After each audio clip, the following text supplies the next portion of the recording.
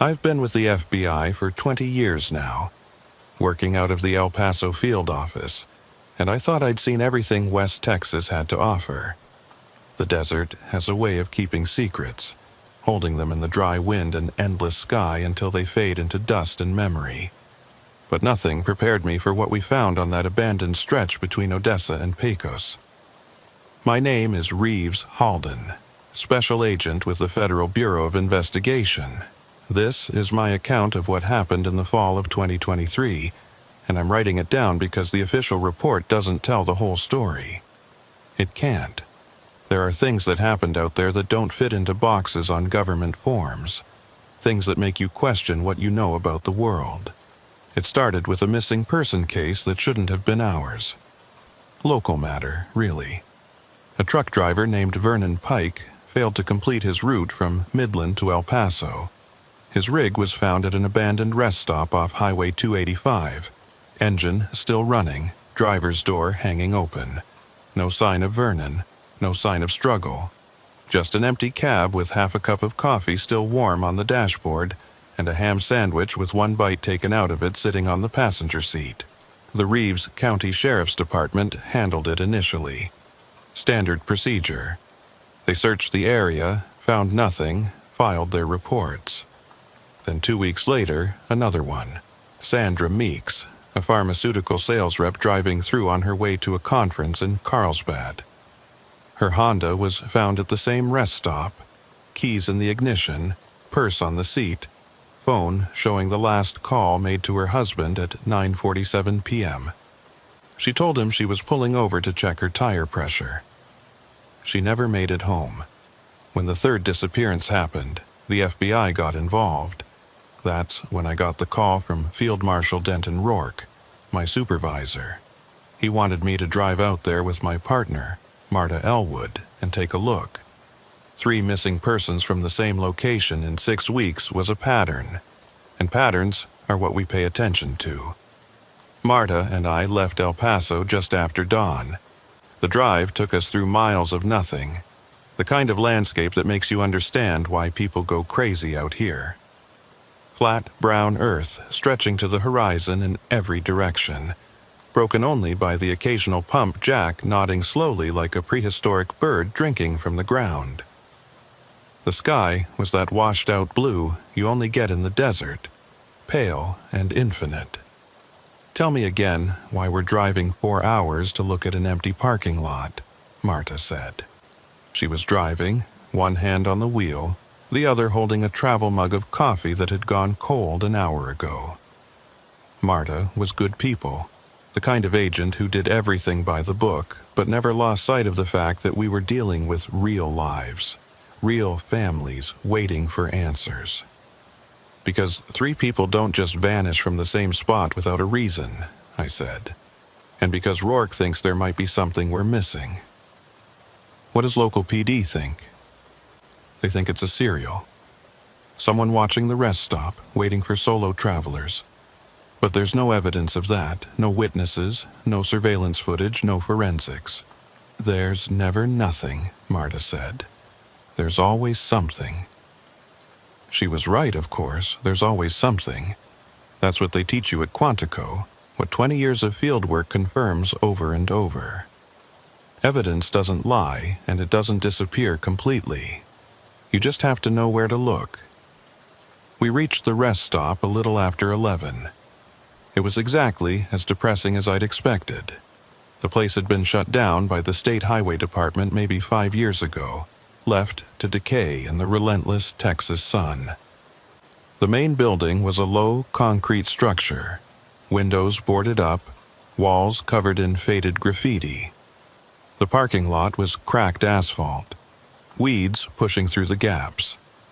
There were old-style parking spaces marked out for trucks on one side, cars on the other, and a few picnic tables under a rusted metal awning.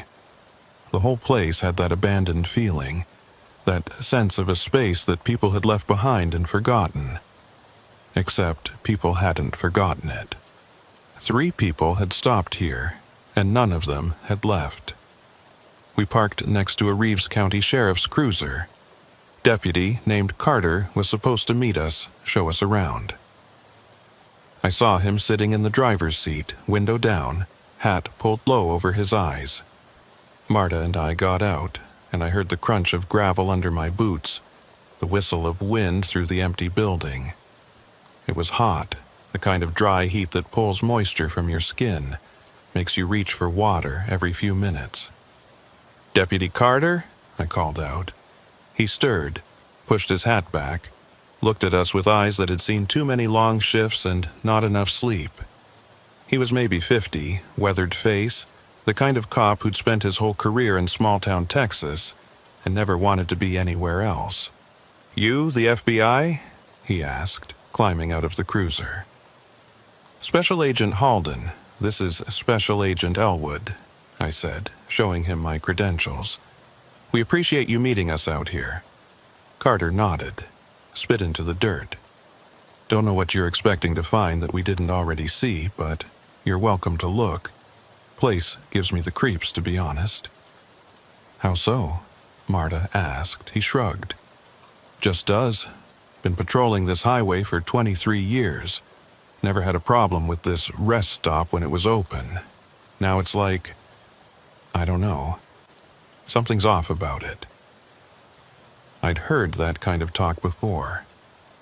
Cops develop instincts, gut feelings about places and people. Sometimes they're right, sometimes they're just spooked by shadows.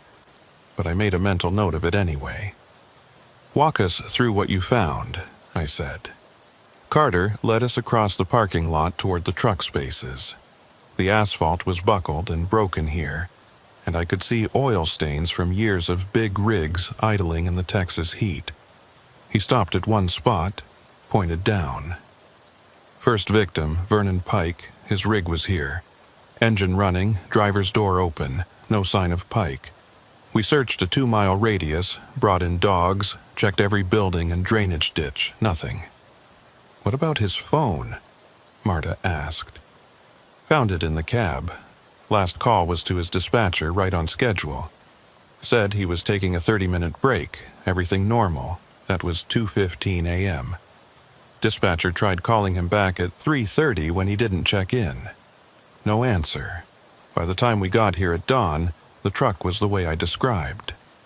We walked to another spot, this one near the car spaces. "Second victim, Sandra Meeks. Car here, engine off, keys in the ignition.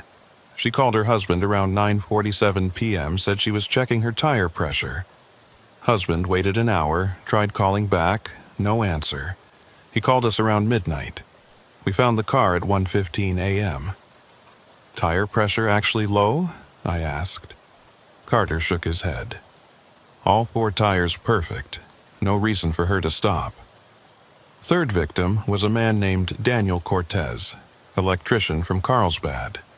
His van was found at the rest stop at dawn, same pattern. Engine off, keys present, wallet and phone in the vehicle. No sign of the driver. "Any common factors between the 3? I asked. "Time of day, weather conditions, anything?" "All at night," Carter said. "All between midnight and 3 a.m., all solo travelers. Other than that, nothing connects them. Different ages, different backgrounds, different reasons for being on the road." Marta was taking notes, photographing the area with her phone.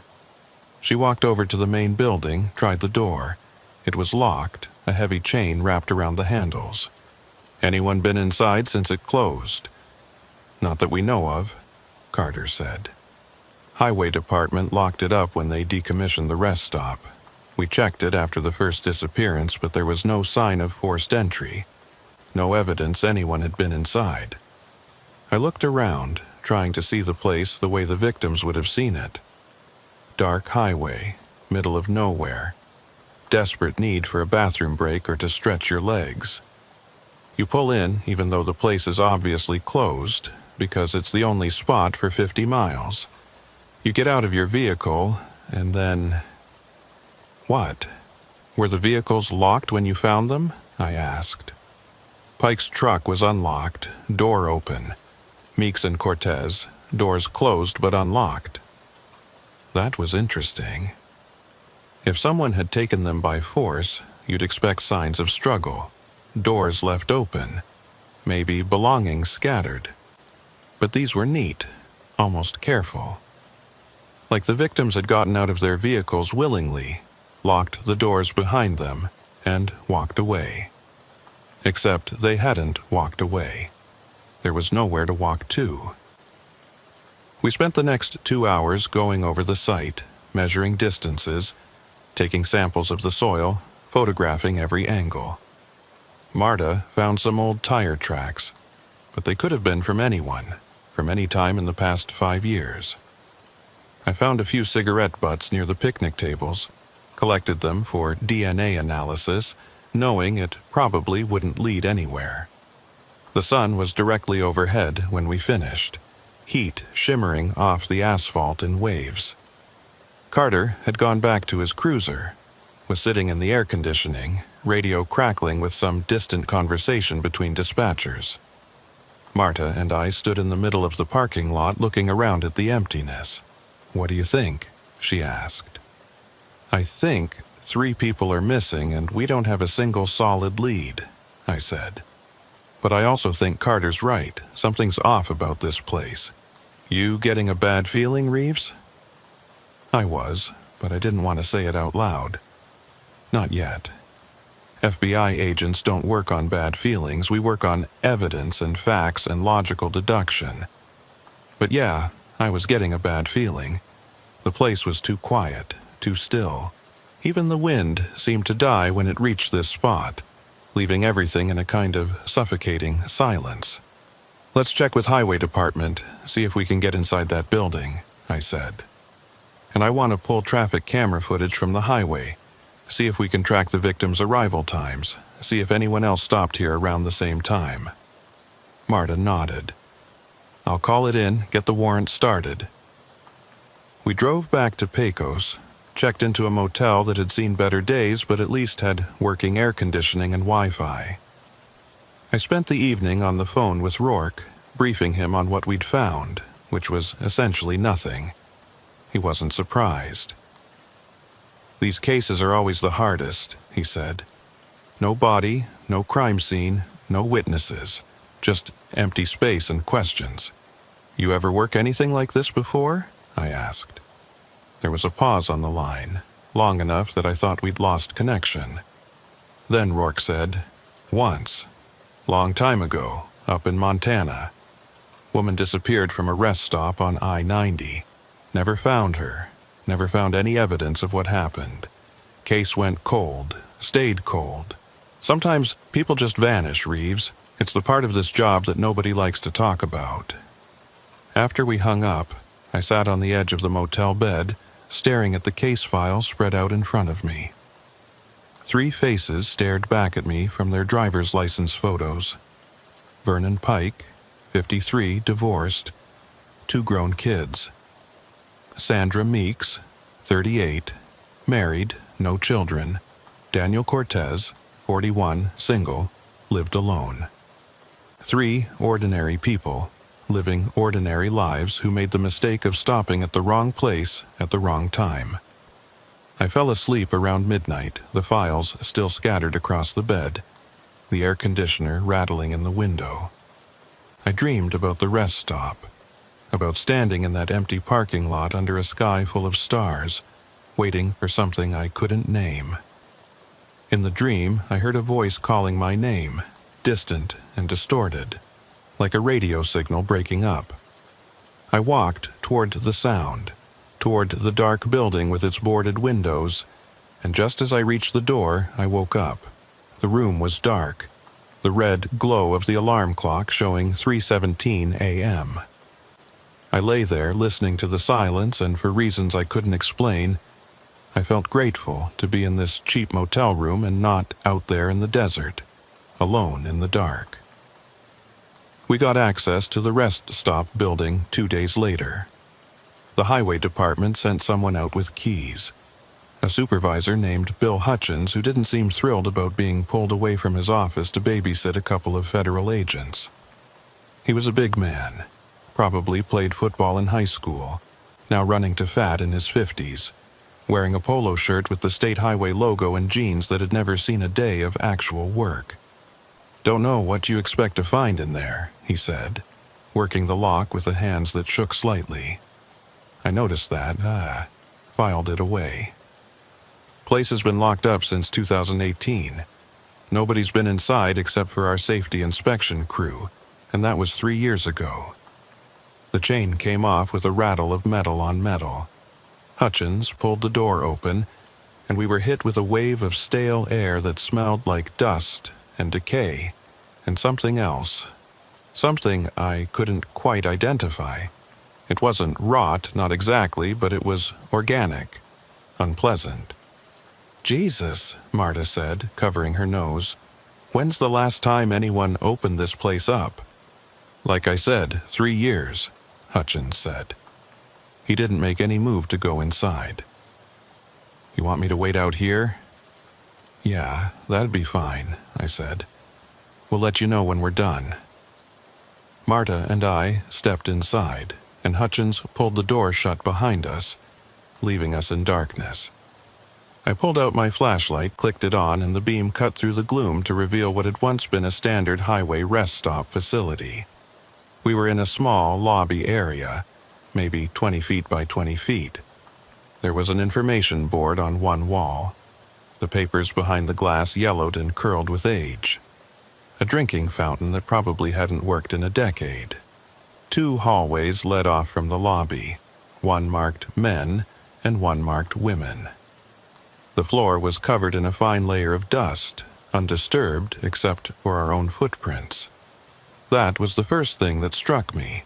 If anyone had been in here recently, we'd see their tracks. But there was nothing, just dust and silence and that strange smell. We checked the restrooms first, Marta taking the women's, me taking the men's. Standard facilities, nothing special. Stalls with doors hanging at odd angles, sinks dry and stained, mirrors cracked and clouded. I ran my flashlight over every surface, looking for anything out of place, any sign that someone had been here. Nothing. When we met back in the lobby, Marta was frowning. "This is a waste of time," she said. "There's nothing here." "Maybe," I said. "But let's check the whole building before we give up." There was a maintenance room at the back, accessed through a door marked Employees Only. The lock was broken, the door hanging open a few inches. I pushed it wider, shined my light inside. The room was maybe 10 feet square, filled with old cleaning supplies and broken furniture. A metal shelving unit held bottles of industrial cleaner, most of them dried up or crystallized. There was a desk in the corner, covered in dust, a few papers scattered across its surface. I walked over to the desk, careful not to disturb anything, and looked at the papers. They were work schedules from 2018, the last year the rest stop was operational. Names I didn't recognize, shifts assigned. Someone's handwriting noting that the ice machine was broken again and needed repair. Underneath the schedules, I found something else. A logbook, the kind maintenance workers use to track repairs and inspections. I picked it up carefully, flipped through the pages. The entries stopped in August 2018, right around the time the rest stop closed. The last entry was dated August 23rd, written in a different hand than the others, shakier, less controlled. Checked all systems. Lights in parking lot flickering again, Sector 3. Radio interference on emergency band, probably atmospheric. Something wrong with the air tonight. I read it twice, trying to understand what it meant. Something wrong with the air, what did that mean? "Reeves, come look at this," Marta called from the lobby. I tucked the logbook under my arm, walked back out. Marta was standing near the information board, her flashlight pointed at something on the wall. When I got closer, I saw what she was looking at. Someone had written on the wall in what looked like pencil, very faint, almost invisible unless you knew to look for it. The words were simple, repeated over and over in a column. come back. Come back, come back, come back. Maybe 20 repetitions, all in the same shaky hand. The writing was low on the wall, about knee height, like someone had been sitting or kneeling when they wrote it. "That's new," Marta said quietly. "Or at least it wasn't in the inspection reports." "How do you know?" "Because I read every word of those reports last night. There was no mention of graffiti inside the building." I took photos of the writing, measured its position, bagged a sample where the pencil had worn into the paint. If we were lucky, we might get DNA from skin cells or sweat, might be able to match it to one of the missing persons. We finished searching the building, found nothing else of interest. When we stepped back outside, the sunlight was almost blinding after the darkness inside. Hutchins was leaning against his truck, smoking a cigarette, and he straightened up when he saw us. "Find what you were looking for?" he asked. "Hard to say," I said. "Tell me about the electrical problems." He looked confused. "What electrical problems?" "The logbook mentions lights flickering, radio interference. Was that a regular issue?" Hutchins shrugged. "Not that I remember. But this place was always a low priority, you know? State built it back in the 70s when there was more traffic on this route, but once the interstate expanded, nobody used it anymore. We kept it open out of habit more than necessity." "Why'd you finally close it?" "Budget cuts. Wasn't worth the maintenance cost for the handful of people who stopped here every week." We let Hutchins lock the building back up, watched him drive away in his state truck. Marta and I stood in the parking lot, and I felt that same unease I'd felt on our first visit. The silence was wrong, too heavy, too complete. "You want to set up surveillance?" Marta asked. "See if anyone else stops here?" It was a good idea, standard procedure, but something made me hesitate. The thought of sitting out here in the dark, watching this empty place, waiting for something to happen, it made my skin crawl in a way I didn't want to examine too closely. "Yeah," I said. "Let's coordinate with local PD, set up cameras on the highway approaches, maybe put a couple of unmarked units in position with a view of the parking lot. And if someone stops, we move in, make contact, make sure they're safe, and we ask them why they chose this particular rest stop when there are better options up and down the highway." We spent the rest of the day setting up the operation. Deputy Carter was surprisingly helpful, seemed almost relieved that we were taking an active approach. He coordinated with the highway patrol to get permission for the camera placements, helped us identify good positions for the unmarked units. By nightfall, we had eyes on every approach to the rest stop. 2 cameras on the highway, covering both directions of traffic. 1 unmarked unit positioned about a quarter-mile north, another a quarter-mile south, both with clear sight lines to the parking lot. Marta and I were in a third vehicle, parked off the highway on a dirt access road that gave us a view of the entire rest stop.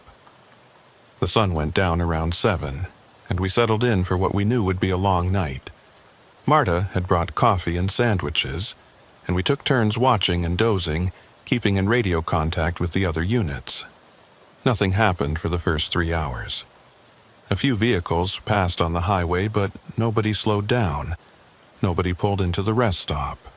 The parking lot stayed empty, the building dark and silent. Around 10 p.m., I was watching through binoculars when I noticed something odd. The lights we'd seen in the parking lot during our daytime visits, the old, pole-mounted fixtures that hadn't worked in years, one of them was flickering. "Marta," I said quietly. She was awake instantly, reaching for her own binoculars. "What is it?" "Look at the northwest pole light." She looked, was silent for a moment. "That shouldn't be working. Hutchins said they cut power to this place years ago." "I know." We watched the light flicker for maybe 10 minutes, a weak, irregular pulse that seemed to have no pattern. Then it went dark again, and the parking lot returned to complete darkness. Could be a short in the wiring, Marta said, but she didn't sound convinced. Residual charge in the system. Could be, I agreed, not convinced either. At 11:47 p.m., our radio crackled to life. It was the unit to the north, deputy named Morrison. We've got a vehicle slowing down. Looks like it might pull in. I grabbed the radio. Do not approach unless they stop. Just observe and report. Copy that. Through the binoculars, I saw headlights swing off the highway into the rest stop parking lot. It was a sedan. Looked like a Toyota or Honda, hard to tell in the darkness. The car pulled into one of the parking spaces near the building, and the engine cut off. All units, we have a vehicle at the rest stop, I said into the radio. Stand by. The driver's door opened, and someone got out. In the darkness, I couldn't make out features, just a silhouette. They stood by the car for a moment, looking around, then started walking toward the building. We need to move, Marta said. Wait, I said. Let's see what they do. The figure reached the building, tried the door. It was locked, of course. They stepped back, seemed to be looking at the boarded windows. Then they did something odd. They raised one hand, like they were waving, or reaching for something we couldn't see. What are they doing? Marta asked. Before I could answer, the figure turned and walked back toward their car. But they didn't get in. Instead, they walked past it, kept walking toward the back of the parking lot, toward the darkness beyond the reach of our binoculars. Shit, I said. All units, subject is mobile, moving toward the rear of the lot. We're going in. We were moving before the radio acknowledgments came back. Marta driving. Me on the radio coordinating with the other units. It took us maybe 3 minutes to reach the rest stop, and by the time we pulled in, Morrison's unit was already there, spotlights illuminating the parking lot. The sedan was still there, driver's door standing open. But there was no sign of the driver. We searched for 2 hours, 4 deputies and 2 federal agents, covering every inch of ground around the rest stop. We found tracks leading away from the parking lot, going east into the desert, but they just stopped after about 50 feet. Not faded out, not covered by wind, just stopped, like the person making them had ceased to exist mid-step. The sedan belonged to a man named Marcus Webb, 29, software developer from Austin, driving to Albuquerque for a job interview. His phone was in the car, his wallet, his overnight bag, everything except Marcus Webb. We called for more units, started a full-scale search at dawn, brought in tracking dogs, which picked up a scent from the car and followed it to the exact spot where the footprints ended, then sat down and whined, refusing to go further. At 8:33 a.m., my phone buzzed with a text from our technical analyst back at the field office. They'd pulled the highway camera footage from the previous night, and there was something I needed to see. Marta and I watched the footage on my laptop, sitting in our vehicle with the air conditioning running to fight off the building heat. The timestamp showed 11:47 p.m., and we could see Webb's sedan approaching from the north, exactly as we'd observed. But there was something else in the footage, something we hadn't seen through the binoculars. Just before the car pulled into the rest stop, there was a flash of something on the camera, a distortion in the image, like heat shimmer or interference. It lasted maybe 2 seconds, then cleared. "Back it up," Marta said. I replayed the section frame by frame. The distortion appeared, grew stronger, then faded. And in one frame right at the peak of the interference, there was a shape in it. Not clear, not defined, but definitely there. It was tall, maybe 7 or 8 feet, and it didn't move like a person. It seemed to pulse, to shift, like it wasn't entirely solid. "What the hell is that?" Marta asked. I don't know, I said. Camera malfunction, maybe. Heat signature from a passing vehicle. At midnight? In West Texas in October? She was right. There was no good explanation for what we were seeing. And when I checked the timestamp on the frame where the shape was most visible, my hands started to shake. The timestamp was 11:47:36 p.m. And then the next frame was 11:47:36 p.m. again. The same second, recorded twice. I checked the metadata, thinking it was an error in the file, a glitch in the recording system. But the metadata was clean. As far as the camera was concerned, the second between 11:47:36 and 11:47:37 had happened twice. That's not possible, Marta said. I know. We reported our findings to Rourke, sent him the footage, waited for his response. When he called back 2 hours later, he sounded tired and frustrated. Our technical team can't explain it, he said. They're saying it's either a camera malfunction or a file corruption error, but they can't reproduce the issue or identify the cause. As for the shape in the interference, they're calling it pareidolia, our brains finding patterns in random noise. You don't believe that any more than I do, I said. What I believe doesn't matter. What matters is evidence, and right now, we don't have anything that would stand up in court or even in a case brief. 4 people are missing, and all we have are questions.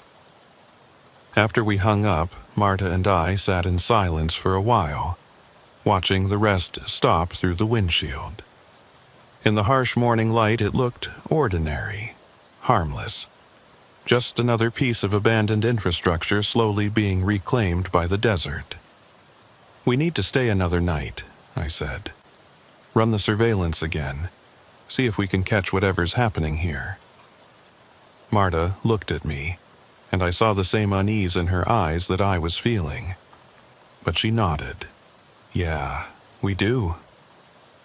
The second night of surveillance started the same as the first. We had the same setup, the same positions, the same equipment. But there was a different feeling to it, a tension that hadn't been there before. Everyone involved in the operation knew what we'd found, knew that Marcus Webb had vanished just like the others, knew that there was something about this place that didn't make sense. Deputy Morrison brought us dinner around 6, burgers from a diner in Pecos, and we ate in our vehicle while the sun set behind us. The temperature was dropping fast, the way it does in the desert, from 90 degrees to 60 in a matter of hours. You really think someone will stop here again? Morrison asked. He was young, maybe 26, with the kind of eagerness that comes from working a small-town beat and hoping for something more exciting. They did last night, I said, and 3 times before that. Whatever's drawing people here, it's still active. You think it's a person? Like a serial killer working out of the building or something? Marta and I exchanged a look. That had been our first theory, the most logical explanation. But the more time I spent at this place, the less I believed it. Serial killers leave evidence. They leave traces of their presence, patterns that can be analyzed and predicted. This was different. This was something else. We're keeping an open mind, I said, which was FBI speak for, we have no idea what we're dealing with. Morrison left around 7, and we settled into our positions. The night was clear. Stars coming out in that way they do when you're far from city lights, thousands of them dusting the sky. Under different circumstances, it would have been beautiful. But all I could think about was Webb, walking away from his car into the darkness, disappearing mid-step like he'd crossed some invisible threshold into nothing. At 9:15 p.m., our radio crackled with interference. It was harsh, loud, like static, but with an underlying pulse to it, almost rhythmic. I grabbed the handset, tried to respond to the other units, but the interference was too strong. I couldn't hear anything except that pulsing static. What the hell? Marta said, checking her own radio. Same thing, nothing but interference. The interference lasted for maybe 30 seconds, then cleared as suddenly as it had started. When I tried the radio again, I got immediate responses from the other units. They'd all experienced the same thing. Did anyone see anything during the interference? I asked. Morrison's voice came back. Negative. Nothing on our end. The southern unit reported the same. Nothing visible, just the radio interference. I made a note of the time, tried to push down the unease building in my chest. Radio interference wasn't unusual out here. Solar activity, atmospheric conditions, even military operations at the nearby bases could cause it. But the timing felt wrong, too coincidental. At 11:34 p.m., the interference came back. This time, it was worse, the pulse more defined, almost like Morse code but in no pattern I recognized. And underneath it, so faint I almost missed it, there was a sound. A voice, maybe, or something that sounded like a voice saying the same thing over and over. I grabbed my notebook, tried to write down what I was hearing, but it was too distorted, too broken up. The only word I could make out, repeated in that static-filled voice, was back. Or maybe come. It was impossible to be sure. The interference cleared, and this time I immediately radioed the other units. Did anyone else hear that, the voice in the interference? There was a long pause. Then Morrison, I heard something. Couldn't make it out, though. Same, the southern unit reported. Sounded like, I don't know, someone talking through a broken speaker. Marta was staring at me, her face pale in the dashboard lights. That's what was written on the wall, she said quietly. In the building. Come back. Before I could respond, we saw headlights on the highway. A vehicle was slowing down, signaling to exit. All units, possible visitor, I said into the radio, fighting to keep my voice calm. Remember, observe but do not approach unless absolutely necessary. We need to see what happens. The vehicle pulled into the rest stop, a pickup truck this time. It parked in the same general area where Webb had parked the night before, maybe 20 feet from the building. The engine cut off and we waited. Through the binoculars, I watched the driver's door open. A woman got out, looked around. She was wearing jeans and a jacket, had long hair pulled back in a ponytail. She stood by the truck for a moment, hands in her pockets, then started walking toward the building. This is it, Marta said. We need to move in now before she disappears. But something made me hesitate. I was watching the woman through the binoculars, and there was something about her movements that seemed off. She wasn't walking normally. Each step was too precise, too deliberate, like she was following a path only she could see. She reached the building, touched the wall near where the comeback graffiti was. Then she turned and looked directly at our position. Even from this distance, even in the darkness, I could see her face clearly in the binoculars. She was smiling. Reeves, we need to go now, Marta said. Wait, I said. Something's wrong. The woman turned away from us, started walking toward the back of the parking lot, the same direction Webb had gone. But she wasn't alone. There was something moving with her, beside her, a shadow that was darker than the surrounding darkness. It was the same shape I'd seen in the camera footage, tall and wrong and somehow liquid in the way it moved. Do you see that? I asked Marta. See what? I see the woman walking away. The thing next to her, the shadow. Marta raised her own binoculars, adjusted the focus. I don't see anything except her. The woman and the shadow reached the edge of the parking lot, and for just a moment, both seemed to flicker, like a bad television signal. Then they were gone. Not walked into the darkness, not hidden by the terrain. Gone, like they'd been erased. All units, move in now, I shouted into the radio.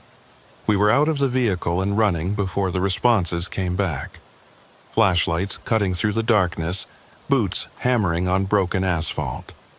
Morrison's unit came from the north, the southern unit from the south, all of us converging on the spot where the woman had vanished. The pickup truck was still there, engine ticking as it cooled, driver's door standing open. I reached it first, shined my flashlight inside. Purse on the passenger seat, phone in the cup holder, jacket thrown across the back seat. Everything except the driver. We spread out, searched the area. Morrison found footprints leading away from the truck, the same as Webb's had been. And just like Webb's, they stopped after about 50 feet. One moment there were clear boot prints in the hard-packed dirt, the next there was nothing. Marta was on the radio calling it in, requesting more units, more resources. I stood at the spot where the footprints ended, shining my flashlight around, looking for anything that could explain this. There was nothing, just desert and darkness and questions. I walked back to the parking lot alone, leaving the others to continue the search. The rest stop building loomed against the stars, and I walked up to it, stood where the woman had stood, touched the wall where she'd touched it. The concrete was cold under my palm, rough with age and weathering. I moved my hand across the surface, feeling for anything unusual, and my fingers found the graffiti, those repeated words scratched into the paint. Come back, come back, come back. I pulled out my phone, turned on its flashlight function, and examined the writing more closely. In the harsh LED light, I could see that the words weren't just written on the wall. They were scratched into it, deep gouges in the concrete, like someone had used their fingernails to carve them. And at the bottom of the column of words, so faint I'd missed it during our first search, was something else. A handprint. I took photos, lots of them, from every angle. The handprint was small, like a woman's or a child's, and it was pressed so hard into the concrete that it had left an indentation. I put my own hand next to it for scale, and that's when I felt it. The concrete under the handprint was warm. I jerked my hand back, my heart hammering. The night air was cold, maybe 50 degrees, and concrete doesn't hold heat. It shouldn't be warm, it definitely shouldn't be warm hours after sunset. I pressed my palm against the wall a few feet away from the handprint. Cold, as expected. Then back to the handprint. Warm, almost hot, like there was something underneath the concrete radiating heat. "Reeves!" Marta's voice, calling from somewhere behind the building. "You need to see this!" I found her around the back of the building, in an area we hadn't fully searched before because it was just a service area, concrete pad with some old dumpsters and electrical boxes. She was standing near one of the electrical boxes, the metal cover hanging open. "Look at this," she said, shining her flashlight inside. The box should have been dead, no power to this building in years. But the meters inside were active, needles moving slightly, showing current flowing through lines that shouldn't have any current in them. "That's not possible," I said. "Nothing about this is possible," Marta replied, "but it's happening anyway." We went back to the parking lot where Morrison and the other deputies were still searching, still hoping to find some trace of the missing woman. I knew they wouldn't. Whatever was taking these people, it wasn't leaving evidence behind. At least, not evidence we knew how to read. At 2:47 a.m., my phone rang. It was our technical analyst, a woman named Chen who worked out of the El Paso office. She sounded excited, almost manic. "Agent Halden, I've been analyzing the camera footage from last night, the file with the interference," she said. "I found something in the audio." "What audio?" "The highway cameras don't record sound." "I know, but there's audio anyway. It's encoded in the interference pattern like a carrier wave. I had to run it through some filters to isolate it, but it's definitely there." "What does it say?" There was a pause, and I heard her take a breath. "It's the same word, repeated over and over. Back. like someone saying come back or go back, but only the second word is clear.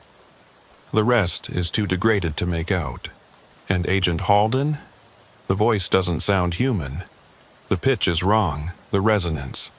It's like someone or something trying to imitate human speech without understanding how it works. I thanked her, hung up, and stood there in the parking lot trying to process what I was hearing, what I was seeing, what I was feeling. 4 people were missing. We had footage showing impossible things, interference patterns that carried inhuman voices, timestamps that repeated themselves, shapes that defied explanation. And we had nothing that would help us find those 4 people or prevent others from disappearing.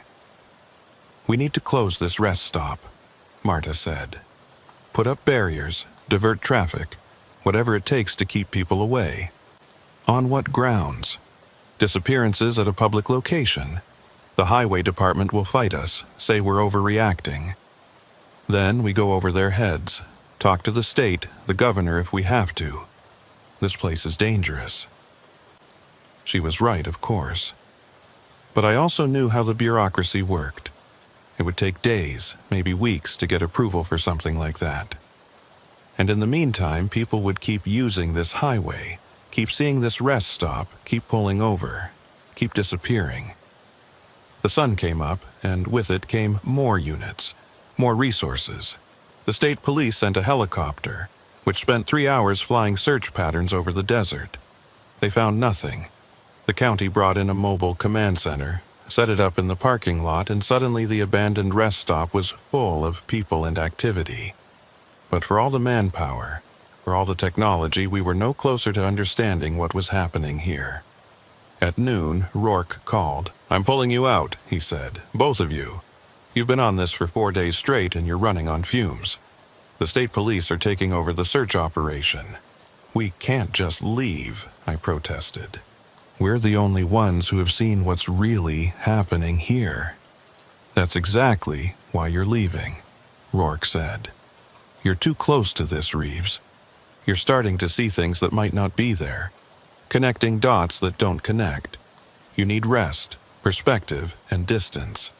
With all due respect, sir, that's bullshit. Something is happening at this rest stop, something we don't understand, and walking away isn't going to—" "You're not walking away. You're regrouping. Take 48 hours, write up your reports, get some sleep, then we'll reassess." I wanted to argue more, but I knew it wouldn't matter. When Rourke made a decision, it was final. Marta and I packed up our equipment, briefed the state police commander on what we'd observed, and drove back to El Paso, but I couldn't let it go. That night, lying in my own bed for the first time in 4 days, I kept thinking about the handprint on the wall, warm against the cold concrete. Kept hearing that voice in the radio interference saying "back" over and over. Kept seeing that shadow moving beside the woman, that impossible shape that Marta couldn't see. At 3:16 a.m., I gave up on sleep and went to my office, pulled up all the files on the case, all the photos and footage and reports. I went through everything again, looking for something I'd missed, some detail that would make sense of this. And that's when I found it. In the maintenance logbook from the rest stop, the one I'd taken from the building, the last entry, dated August 23, 2018. I'd read it before, hadn't thought much of it. But now, looking at it again with everything I'd seen, it hit me differently. Checked all systems. Lights in parking lot flickering again, Sector 3. Radio interference on emergency band. Probably atmospheric. Something wrong with the air tonight. Something wrong with the air. I pulled up the closure records for the rest stop, the official documents from the highway department. The rest stop closed on August 27, 2018. 4 days after that last log entry. I kept digging, found news archives from that time period. And there it was, a small article in the Pecos Enterprise, dated August 25, 2018. Highway maintenance worker missing, James Corrigan, 52, an employee of the Texas Department of Transportation, was reported missing on August 24th after failing to return from a routine inspection of rest stop facilities on Highway 285. His vehicle was found at the rest stop south of Pecos, but there was no sign of Corrigan.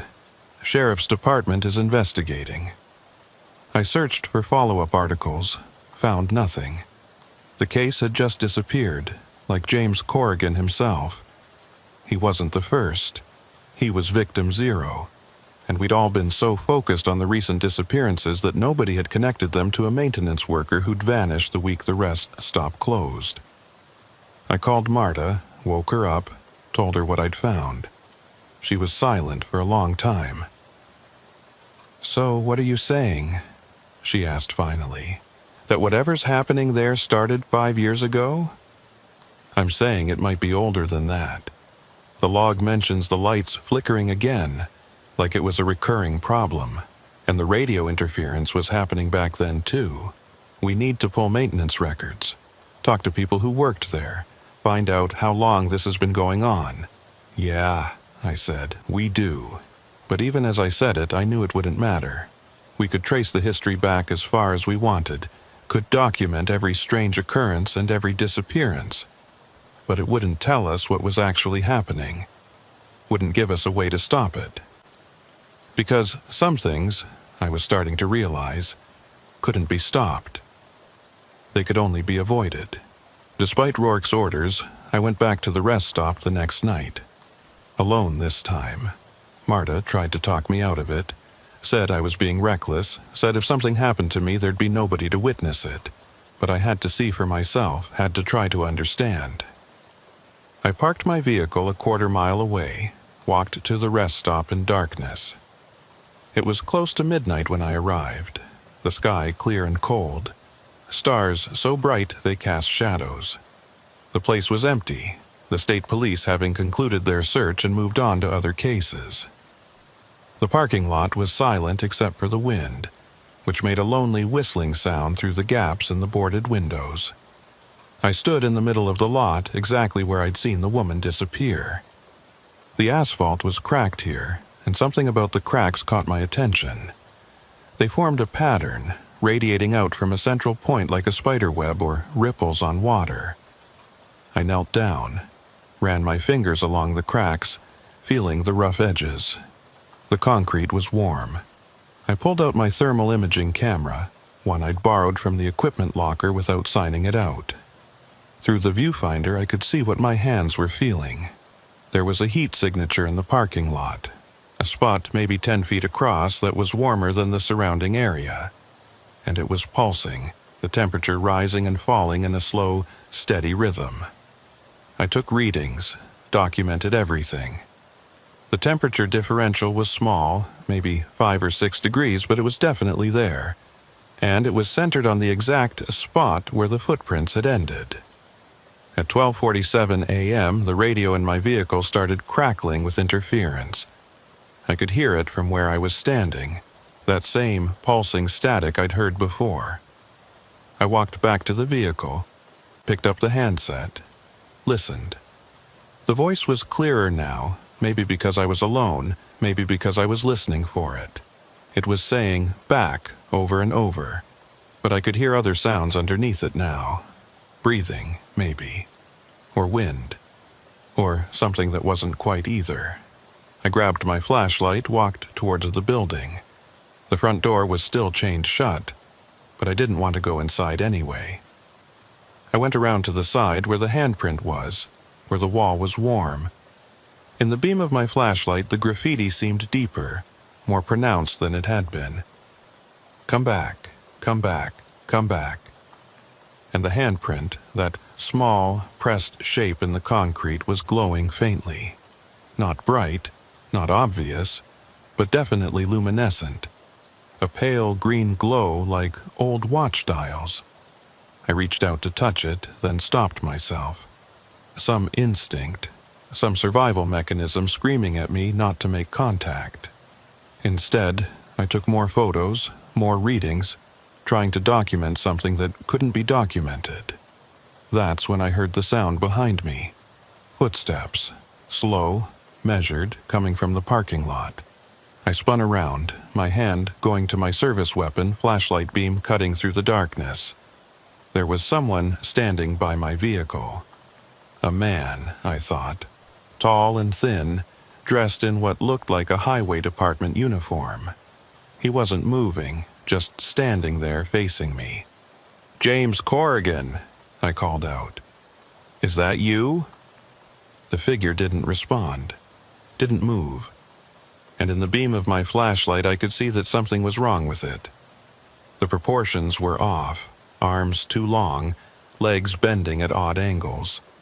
And when I moved the light up to where its face should be, there was nothing. Just a smooth, featureless surface, like looking at a mannequin. I took a step back, my shoulder blades hitting the warm concrete of the building. The figure tilted its head, a movement that was too quick, too fluid. Then it raised one arm, pointing at me. The voice came from everywhere at once, not from the figure but from the air itself, from the building, from the ground beneath my feet. "Come back."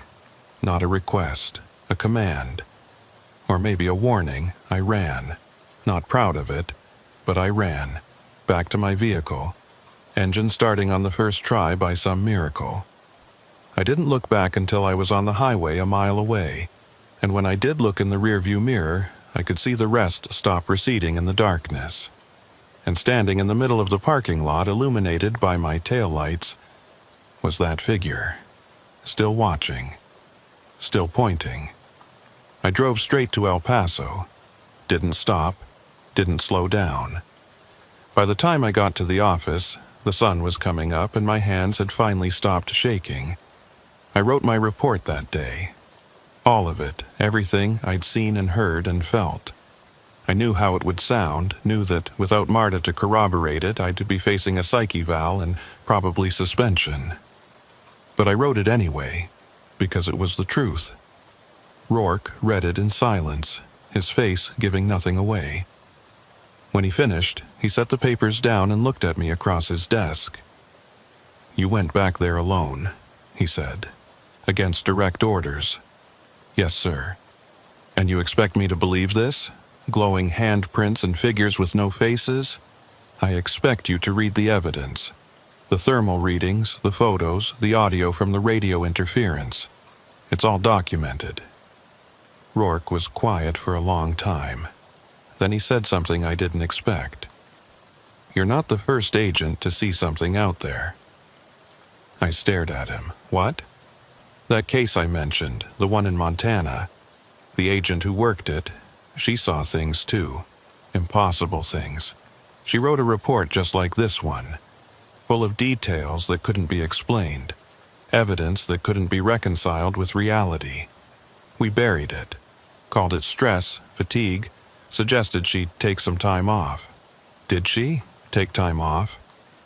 She retired a month later, moved to Florida, never worked another case. And you know what? The disappearances at that rest stop stopped. Not immediately, but over time. It's been 15 years now, and nobody's vanished from that location since. You're saying I should walk away. I'm saying some cases don't get solved, Reeves. Some things we're just not equipped to understand, and sometimes the best thing we can do is accept that and move on. But I couldn't move on. Over the next 2 weeks, I kept working the case on my own time, kept digging into the history of that rest stop. I found more disappearances going back decades. A waitress in 1987, a geology student in 1972, a family in 1961, all from that same location, all unexplained. And I found something else. Newspaper archives from 1953, when the rest stop was being built. A construction worker had disappeared during the night shift, vanished from the work site without a trace. The project was delayed for weeks while investigators searched the area, but they never found him. The rest stop was built on top of whatever had taken that worker, and for 70 years it had been taking people, one at a time, at irregular intervals. Why? I had no answer. What? Same. All I knew was that it was still there. Still active. Still waiting. 3 weeks after my solo visit, the highway department put up new signs on Highway 285. Rest stop closed. Next services 45 miles. They added concrete barriers across the entrance, made it impossible for vehicles to pull in.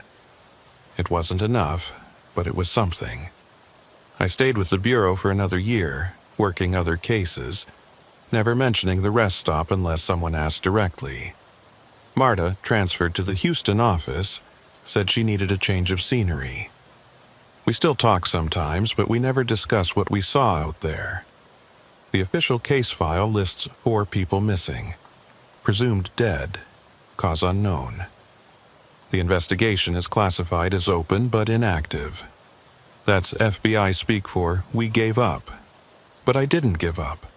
I still drive out there sometimes when I have a night off and can't sleep. I park on the access road, watch the rest stop from a distance. I never get out of the vehicle, never get close, but I watch, and I wait, and I think about those 4 people who stopped at the wrong place at the wrong time. Sometimes, on clear nights when the stars are bright, I see movement in that parking lot, shadows that move wrong, shapes that don't belong. And sometimes, very faintly, I hear that voice on my radio saying the same thing it's always said. Come back. I never will, but I know others will. Despite the barriers, despite the signs, someone will find a way in. Someone always does. And when they do, when they stand in that parking lot and feel that pull, that wrongness in the air, it'll be too late. Because whatever's out there, whatever's been taking people from that spot for 70 years, it's patient, it can wait, it has all the time in the world, and it's still hungry. Last week, I submitted my retirement papers. 21 years with the FBI, and I'm walking away. Not because I'm tired, not because I'm burned out. Because I understand now what Rourke was trying to tell me. Some things can't be fought. They can only be survived. The rest stop is still there, still waiting. The barriers are still up, but I know they won't last. Eventually, someone will move them, thinking they're doing a public service, giving travelers a place to stop. Or the highway department will run out of funding, will remove the obstacles to save money, and then it'll start again. I think about those 4 people a lot. Marcus Webb and his job interview. The woman in the pickup truck whose name we never learned because her truck had stolen plates, probably running from something in her past. And the 2 before them, Vernon Pike and Sandra Meeks, just trying to get home. Did they know in those final moments? Did they understand what was happening to them? Or did they just feel confused, disoriented, wondering why they couldn't move, why the ground felt wrong under their feet, why the air tasted like copper and static? I hope it was quick. I hope they didn't suffer. But late at night, when I can't sleep, I remember that voice in the interference. And I think about what it was saying. Not come back like we thought. Came back. Past tense. Like whatever's out there, it's not calling to people. It's announcing its return. It came back from wherever it had been. And now it's reclaiming something that was taken from it a long time ago. I don't know what that means. I don't want to know. My last day with the Bureau is next Friday. Marta's throwing me a retirement party at a bar in Houston, and I'm going to go, and I'm going to drink too much and tell old war stories and not think about the rest stop. But before I leave, I'm filing one more report. This one, not official, not going into any case file. Just my account, my testimony, for whoever might need it someday. If you're reading this, if you're an agent who's been assigned to investigate disappearances on Highway 285 south of Pecos, listen to me. Don't go there alone. Don't go there at night. And if you do go, if you absolutely have to, and you feel that warmth in the concrete, hear that voice in the static, See those shadows that move wrong. Run. Don't try to understand it. Don't try to document it. Don't try to save anyone. Just run and don't look back. Because if you do look back, you might see what I saw. And once you've seen it, once you know it's real, you'll never be able to forget it. It'll follow you home, haunt your dreams, make you question everything you thought you knew about the world. The rest stop is still there. The thing in the rest stop is still there, and it's still waiting. Not for me, not anymore. I've learned my lesson, paid my price in sleepless nights and questions that have no answers. But it's waiting for someone. It always is. Don't let it be you.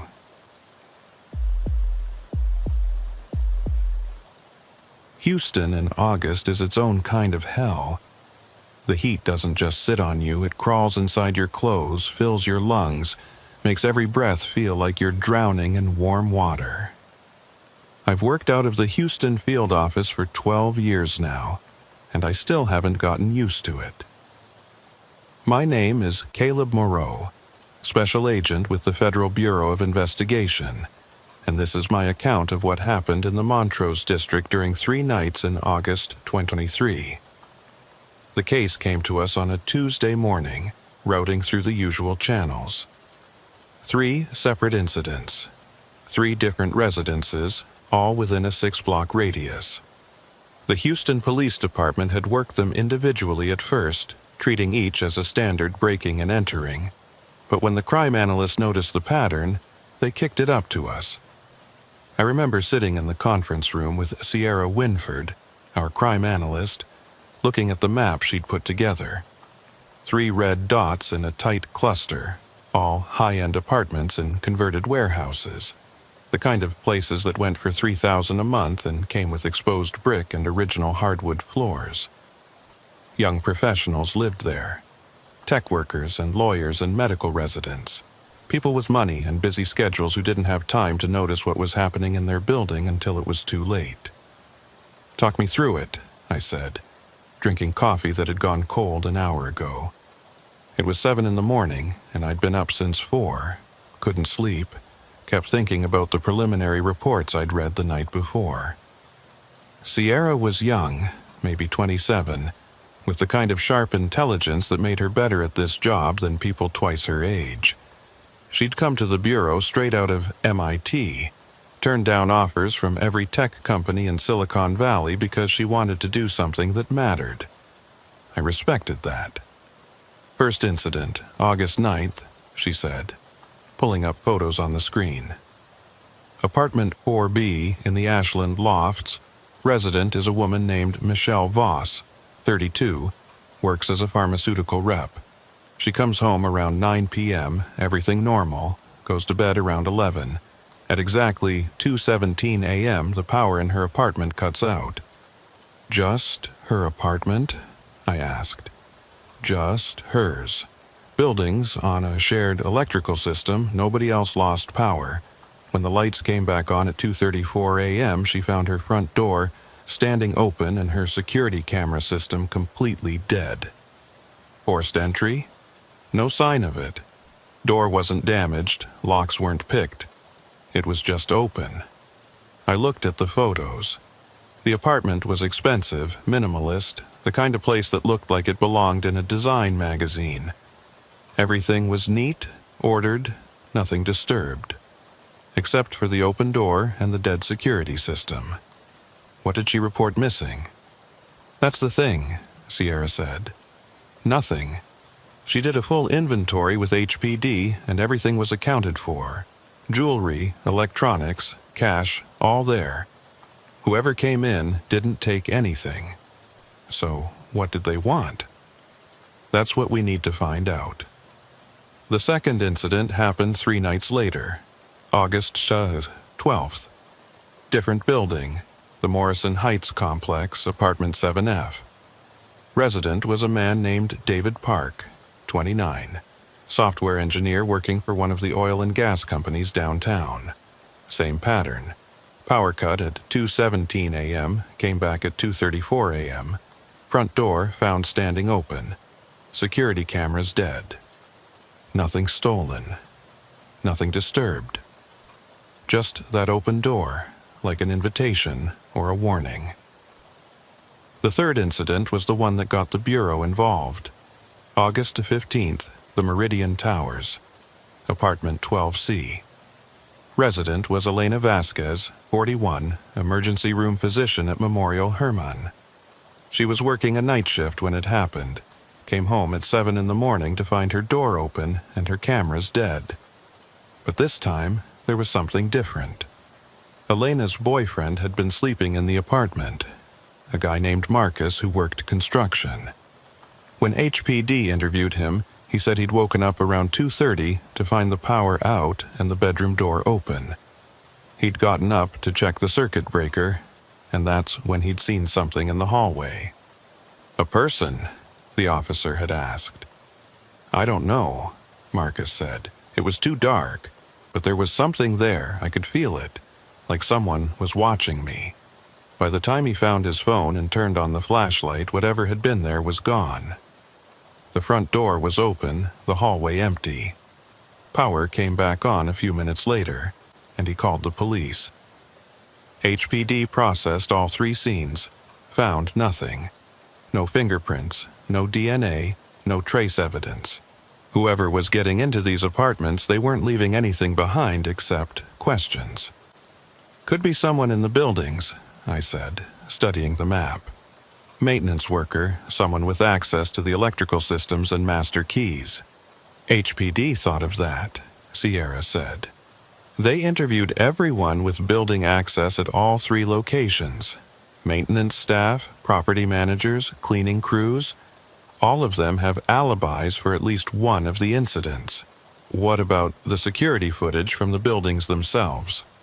Lobbies, elevators, parking garages. That's where it gets interesting. Sierra pulled up more files, video stills showing timestamps. All 3 buildings have comprehensive security systems, cameras covering every entrance and common area. During the exact 17 minutes when the apartments lost power, the building cameras show nothing unusual. No unauthorized entry, no suspicious persons, nobody using the elevators or stairwells who shouldn't be there. So whoever's doing this, they're either invisible or they're already in the building before the incidents occur. Or they're getting in through the apartments themselves, Sierra said. But that doesn't make sense either, because all 3 units are on high floors. Ashland Lofts is 4th floor, Morrison Heights is 7th, Meridian Towers is 12th. No balconies, windows are all locked from the inside, no access from the roof. I sat back, thinking. 3 incidents, same time frame, same duration, same result.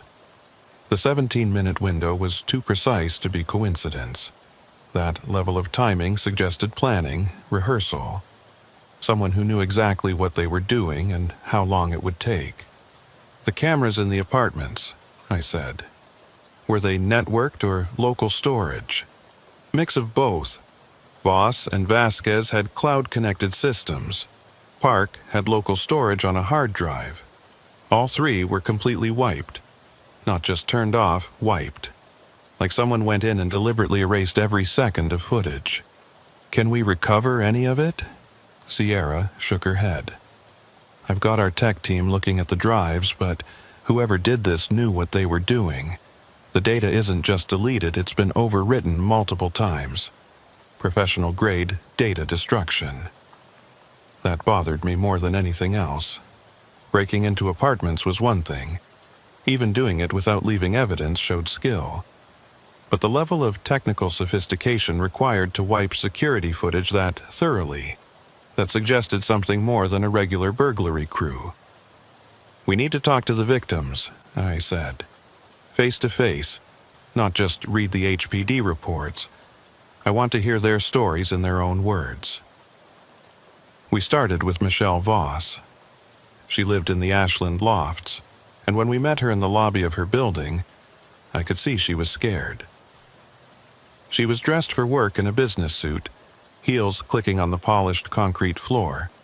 But her eyes had dark circles under them and her hands kept moving, touching her phone, adjusting her bag, never quite still. "I haven't been sleeping well," she said when I asked how she was doing. "Every night I lie there waiting for the lights to go out, and I can't stop thinking about what might have been in my apartment while I was asleep." We sat in a coffee shop across the street, and she told us about that night. She'd gone to bed around 11, read for a while on her phone, fell asleep before midnight. She woke up when the power cut, that sudden darkness that makes you disoriented, not sure if your eyes are open or closed. "I thought it was just a blown fuse," she said. "I got up to check the breaker, and that's when I realized how quiet it was. You don't notice it usually, but there's always noise in an apartment. The AC, the refrigerator, electronics humming. When the power's out, it's completely silent." "Did you hear anything else?" Sierra asked. "Footsteps, voices, anything unusual?" Michelle shook her head. "Nothing, just silence. I used my phone as a flashlight, checked the breaker box. All the switches were in the right position. Nothing tripped.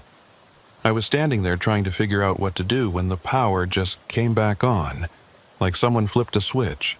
And that's when you saw the door?" "Yeah. I walked back into the living room and the front door was standing wide open. I know I locked it before bed, I always do, but there it was, just open, and I could see out into the hallway." "Did you go look?" "No, God no. I slammed it shut, locked it, and called 911. Then I sat in my bedroom with a knife until the police got there." I could see her hand shaking as she spoke, and I felt that familiar anger that comes with this job. Someone had violated her space, her safety, and we didn't even know why. David Park's story was similar. He lived alone, worked long hours, came home exhausted every night. The power cut woke him up, and he'd done the same thing as Michelle, gotten up to check the breaker. But in his case, he'd noticed something else. The air felt different, he said. We were in his apartment this time, him sitting on a leather couch that probably cost more than my car. I know that sounds crazy, but it did. Like the temperature had dropped or the humidity changed. It felt wrong. "Did you see anyone?" I asked. "No, but I heard something. After the power came back on, I heard footsteps in the hallway outside my apartment. Slow, measured, like someone was walking very deliberately. I looked through the peephole, but the hallway was empty." Elena Vasquez was the hardest interview. She was a doctor, trained to deal with emergencies and trauma, but this had shaken her badly. Her boyfriend Marcus was there when we talked to her, sitting close, protective. "I keep thinking about what could have happened," she said. "Marcus was asleep in there, completely vulnerable, and someone was in my apartment. If they'd wanted to hurt him, there was nothing he could have done." Marcus nodded. "I saw it," he said. "Or I saw something. When I went into the hallway, there was a shape near the door. I couldn't make out details. It was too dark, but it was tall. Taller than me, and I'm 6'2". "How tall?" I asked. He thought about it. 7 feet, maybe? I don't know. It's hard to judge in the dark. But it didn't move like a person. It was too still, too quiet. And then the lights came on, and it was gone." After the interviews, Sierra and I sat in my bureau vehicle outside the Meridian Towers, watching people come and go from the building. Young professionals, carrying briefcases and gym bags, living their lives with no idea that something had been hunting in their hallways. "What do you think?" Sierra asked. "I think someone's casing these apartments for a reason," I said. "They're not stealing anything, which means either they're looking for something specific that they haven't found yet, or the break-ins themselves are the point. Like a dominance thing? Proving they can get in anywhere? Maybe. Or maybe they're practicing, building up to something bigger. My phone rang, and I saw it was Deputy Arlen Trammell from the Harris County Sheriff's Office. He'd been the one who first noticed the pattern, called it in to us. Good cop, sharp eye for detail. "Moreau," I answered. "We got another one," Trammell said. "Same pattern, same neighborhood. Power cut at 2:17, door found open at 2:34. But this time, the victim's home security recorded something before the system went down." My heart rate picked up. We're on our way. The fourth incident was at the Westheimer Lofts, apartment 9A. Resident named Thomas Brennan, 35, worked in finance. He wasn't home when it happened, had been at a business dinner that ran late, but his security system had been active and recording. Trammell met us in the lobby, a big guy with a shaved head and the kind of calm competence that comes from 20 years on the job. He handed me a tablet showing the security footage. "Watch from the 2:15 mark," he said. The footage showed Brennan's living room, shot from a camera mounted near the ceiling. The apartment was dark, empty, nothing moving. The timestamp showed 2:15:47. Everything normal. At 2:16:03, the lights in the apartment flickered. Just once, barely noticeable. At 2:16:28, they flickered again. Longer this time, maybe half a second. At 2:17 o'clock exactly, the power cut. The screen went black, complete darkness. But the camera was still recording, using its infrared night vision mode. I could see the living room in that weird green-gray tint, empty furniture, shadows in the corners. At 2:17:45, there was a flash of white light. Brief, maybe a quarter second. The screen whited out completely, then returned to the infrared view. "Keep watching," Trammell said. Another flash at 2:18:12, brighter this time, lasting longer. When the infrared view came back, I saw something that made my skin crawl. There was a silhouette in the center of the room.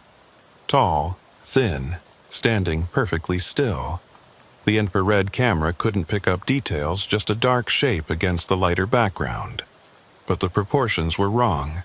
The arms were too long, hanging down past where the knees should be. The head was elongated, oval-shaped, tilted at an angle that made my neck hurt just looking at it. "Jesus," Sierra whispered beside me.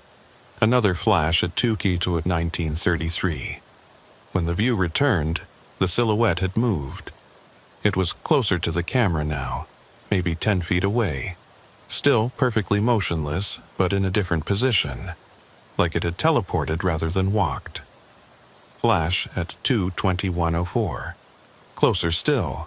I could see the outline of the head now, featureless, no visible eyes or mouth. Just a smooth, oval surface. Flash at 2:22:47. The silhouette was directly in front of the camera, filling the frame. I had a clear view of the torso, and I realized what was wrong with the proportions. The rib cage was too long, extending down farther than it should, and I could see what looked like additional joints in the arms, segments that bent in places human arms don't bend. Flash at 2:24:15. The screen went completely white, stayed white for almost 3 seconds. When the infrared view came back, the silhouette was gone. The room was empty again. The footage continued for another 10 minutes, showing nothing. Then, at 2:34 the power came back on. The lights in the apartment flickered to life. The camera switched from infrared to normal mode, and everything looked completely ordinary. Except the front door was standing wide open. I watched the footage 3 more times, trying to find some explanation. Camera malfunction, lens flare, some kind of interference. But the image was too consistent, too clear. Whatever that silhouette was, it had been there in the apartment, moving through the space while the power was out. "Have you shown this to Brennan?" I asked Trammell. "Yeah, he watched it once, then asked us to delete it from his system. Said he didn't want to know what had been in his apartment. Did you? Delete it? Hell no. I made 3 copies and encrypted them all. But I don't blame him for not wanting to look at it again. Sierra and I went up to the 9th floor, knocked on Brennan's door. He answered quickly, like he'd been waiting by the door. He was younger than I expected, maybe 35, but looking older, with the kind of exhaustion that goes deeper than lack of sleep. Mr. Brennan, I'm Special Agent Moreau. This is Crime Analyst Winford. We'd like to ask you a few questions about what happened last night. He let us in, but I could tell he didn't want to. The apartment was nice, modern furniture and abstract art on the walls, but it felt cold, unlived in, like he'd already decided to leave and was just waiting for his lease to end. I didn't see anything, he said before we even sat down. I wasn't here. I was at dinner with clients until almost midnight, and when I got home the door was open and the security company was already calling me. We've seen the footage, I said carefully, from your interior camera. His face went pale. I don't want to talk about that. Mr. Brennan, we're trying to establish a pattern, understand who's targeting these apartments and why. Anything you can tell us might help prevent this from happening to someone else. He was quiet for a long time, staring at his hands. Then he said, I've lived in Houston my whole life. Born at Memorial Hermann, grew up in the Heights, went to Rice. This is my city, you know. I should feel safe here. But after watching that footage, I don't think I'll ever feel safe anywhere again. The shape in the recording, Sierra said gently. Did it look familiar to you? Have you seen anything like it before? No, and I hope I never see it again. Whatever that thing was, it wasn't human. The way it moved, the way it just appeared in different spots, the proportions. That wasn't a person in a costume or someone playing a prank. That was something else. Do you have any enemies? I asked. Anyone who might want to scare you or send you a message? He shook his head. I work in finance. I analyze market trends and write reports. I don't make enemies. I make PowerPoint presentations. We asked a few more questions, got nothing useful, and left. In the elevator going down, Sierra looked at me. You believe him? That it wasn't human? I believe something was in that apartment, I said. Whether it was human or not, I don't know. But those proportions, the way it moved, that's not normal. Could be special effects, Sierra said, but she didn't sound convinced. Someone hacking the camera feed, inserting computer-generated images. Why? What's the point? They're not demanding money, not making threats, not even stealing anything. If this is some elaborate prank, it's the most pointless prank in history. We spent the rest of the day reviewing the footage, sending copies to our technical team, consulting with experts in video forensics and computer imaging. Everyone agreed that the footage didn't show signs of obvious manipulation, but nobody could explain what we were actually seeing. That night, I couldn't sleep. I kept thinking about that silhouette, the way it had moved from position to position without seeming to walk, the wrong proportions, the featureless head, the 2 long arms. I'd worked a lot of cases in my 12 years with the Bureau, seen crime scene photos that gave me nightmares, interviewed people who'd done things I couldn't imagine, but I'd never seen anything that bothered me quite like this. Around 2 in the morning, I gave up on sleep and went to my office. Sierra was already there, sitting at her desk, surrounded by printouts and tablet screens, energy drink cans piled in the trash. Couldn't sleep either? I asked. I keep running the pattern, she said.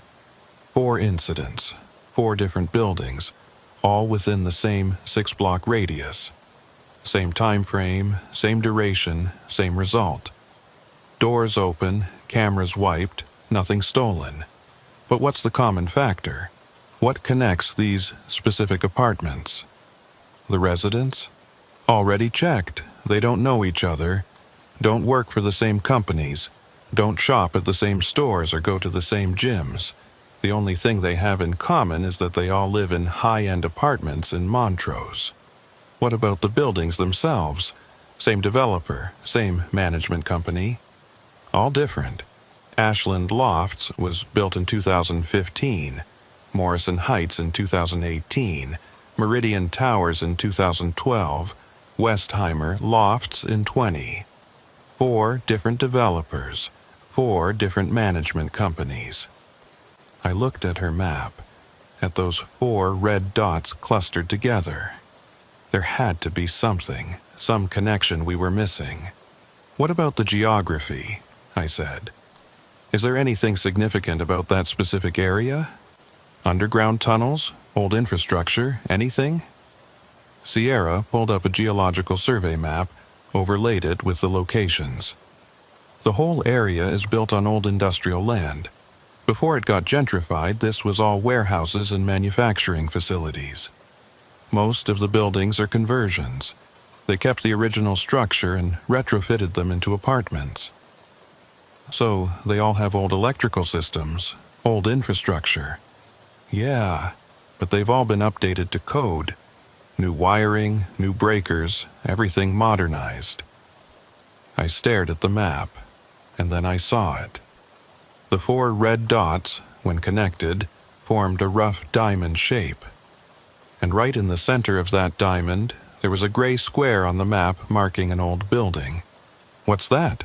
I asked, pointing. Sierra zoomed in. Old Houston Light and Power Substation. Decommissioned in 1987, building's been vacant ever since. There's been talk of converting it into apartments like everything else, but it's got environmental issues from the old equipment. Makes it expensive to renovate. How far is it from the 4 incident locations? She measured, about 3 blocks from each one, right in the center of the cluster. We looked at each other, and I could see she was thinking the same thing I was. It might be nothing, probably was nothing, but it was the first actual connection we'd found between the 4 locations. "We should check it out," I said. "Now? It's 2:30 in the morning. Best time to see it. If someone's using that building as a base of operations, they're probably active at night." Sierra hesitated, then nodded. "Let me get my gear." 20 minutes later, we were parked across the street from the old substation, watching it through the windshield. The building was 3 stories of weathered brick, windows boarded up, chain-link fence surrounding the perimeter. A faded sign near the gate read, "Property of Houston Light and Power, no trespassing." The place looked abandoned, forgotten, the kind of structure that cities have too many of to bother tearing down. But as I watched it, I noticed something odd. The building was dark, no lights visible anywhere. But there was a faint glow coming from somewhere inside, barely visible through gaps in the boarded windows. Not steady light, but flickering, pulsing like a failing fluorescent tube. "You see that?" I asked Sierra. "Yeah, could be squatters, homeless people using the building for shelter." "Could be." We got out of the vehicle, approached the fence. There was a gate, secured with a chain and padlock that looked old and rusty. But when I touched it, the chain was loose. Someone had cut through one of the links, then repositioned it to look intact. "Someone's been here recently," I said quietly. I pulled my service weapon and Sierra did the same. We were both trained for this, had done it hundreds of times, clearing buildings and securing scenes. But I felt more nervous than usual, something about this place setting off alarms in the back of my mind. We pushed through the gate, crossed the overgrown lot to the main building. The door was metal, scarred with age and graffiti, and it was unlocked. I pushed it open slowly, the hinges creaking in the silence. Inside was a hallway, concrete floor and brick walls, lit by that same flickering glow we'd seen from outside. The air smelled like ozone and decay, and I could hear a faint humming sound, like electrical current running through old wiring. We moved down the hallway, weapons raised, checking each room as we passed. Most were empty, just bare concrete and exposed pipes, evidence of the building's industrial past. But as we went deeper into the structure, the humming got louder, and the light got brighter. At the end of the hallway was a metal door, and light was leaking around the edges of it. That same flickering pulse we'd seen before. I put my hand on the door, felt vibration running through the metal, and heard something that made my blood go cold. A voice. Distorted, mechanical, but definitely a voice, saying words I couldn't quite make out. I looked at Sierra, and she nodded. On 3, I pushed the door open and we moved into the room beyond. The room on the other side of that door wasn't what I expected. I'd been ready for anything. A criminal hideout, a homeless encampment, maybe even some kind of drug lab. What I found instead was something that made no sense at all. The space was huge, must have taken up most of the building's first floor. The walls were lined with old electrical equipment, massive circuit breakers and transformer housings, all covered in decades of dust and grime. But in the center of the room, someone had set up what looked like a command center. There were 3 card tables pushed together, covered in laptops and monitors, all running, all powered, despite the building supposedly having no electricity. Cables snaked across the floor, connecting to jury-rigged power sources I didn't recognize. And on every screen, I saw the same thing: security camera footage. Live feeds from apartment buildings, showing hallways and lobbies and parking garages. I recognized some of the views from the incident locations. The Ashland Lofts lobby, the Morrison Heights parking garage, the Meridian Towers elevator bank. Someone had hacked into the security systems of every building in the area and was monitoring them in real time. FBI, show yourself, I called out, sweeping the room with my weapon. Nothing. The room was empty except for the equipment, that constant electrical hum filling the air. But someone had been here recently. There was a coffee cup on one of the tables, still warm when I touched it. An open bag of chips, a phone charger plugged into one of the laptops. Sierra moved to the monitors, started examining them. "This is high-level stuff," she said. "These aren't just simple security hacks. Someone's built a complete surveillance network, tapping into building systems across the whole neighborhood." I checked the rest of the room, found a sleeping bag in one corner, some clothing, personal items. Whoever was using this space was living here, at least part-time. But there was no indication of who they were or why they were doing this. Then I noticed something else. On the wall behind the monitors, someone had taped up photographs. Dozens of them, printed on regular paper, showing people going about their daily lives. Some were security camera stills. Others looked like long-range surveillance photos taken with a telephoto lens. I recognized some of the faces. Michelle Voss, walking into her building carrying groceries. David Park, getting out of his car in the parking garage. Elena Vasquez in her scrubs, heading to work. Thomas Brennan at a coffee shop, laptop open in front of him. And there were others, people I didn't recognize, at least 20 more faces, all residents of buildings in this neighborhood. "He's targeting them," Sierra said quietly, looking at the photos. Or she. Whoever's doing this, they've been watching these people, learning their patterns. But why? What's the endgame? Before she could answer, my phone buzzed with an alert. It was an automated notification from our monitoring system, flagged for high priority. I pulled it up, and my stomach dropped. There was another incident happening right now. The alert showed a power outage at the Sawyer building, apartment 15J, starting at 2:17 a.m. I checked my watch. It was 2:19. We'd been so focused on the substation we'd missed the beginning of another incident. "We need to go," I said. "Now." We ran back to the vehicle, and I drove faster than I should have through the empty streets, Sierra on the radio coordinating with HPD. The Sawyer building was only 4 blocks away, and we made it in under 3 minutes. The lobby was lit up, normal power, and the night security guard looked confused when we showed him our credentials and demanded access to the 15th floor. "I haven't seen anything unusual," he said, checking his monitors. "All the building systems are functioning normally. What about apartment 15J? He pulled up the logs.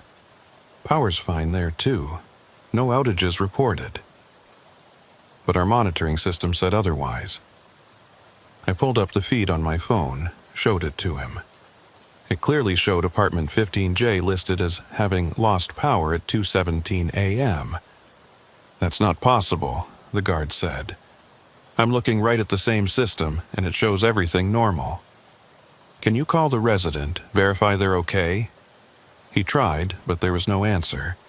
He tried 3 times, the phone ringing through to voicemail.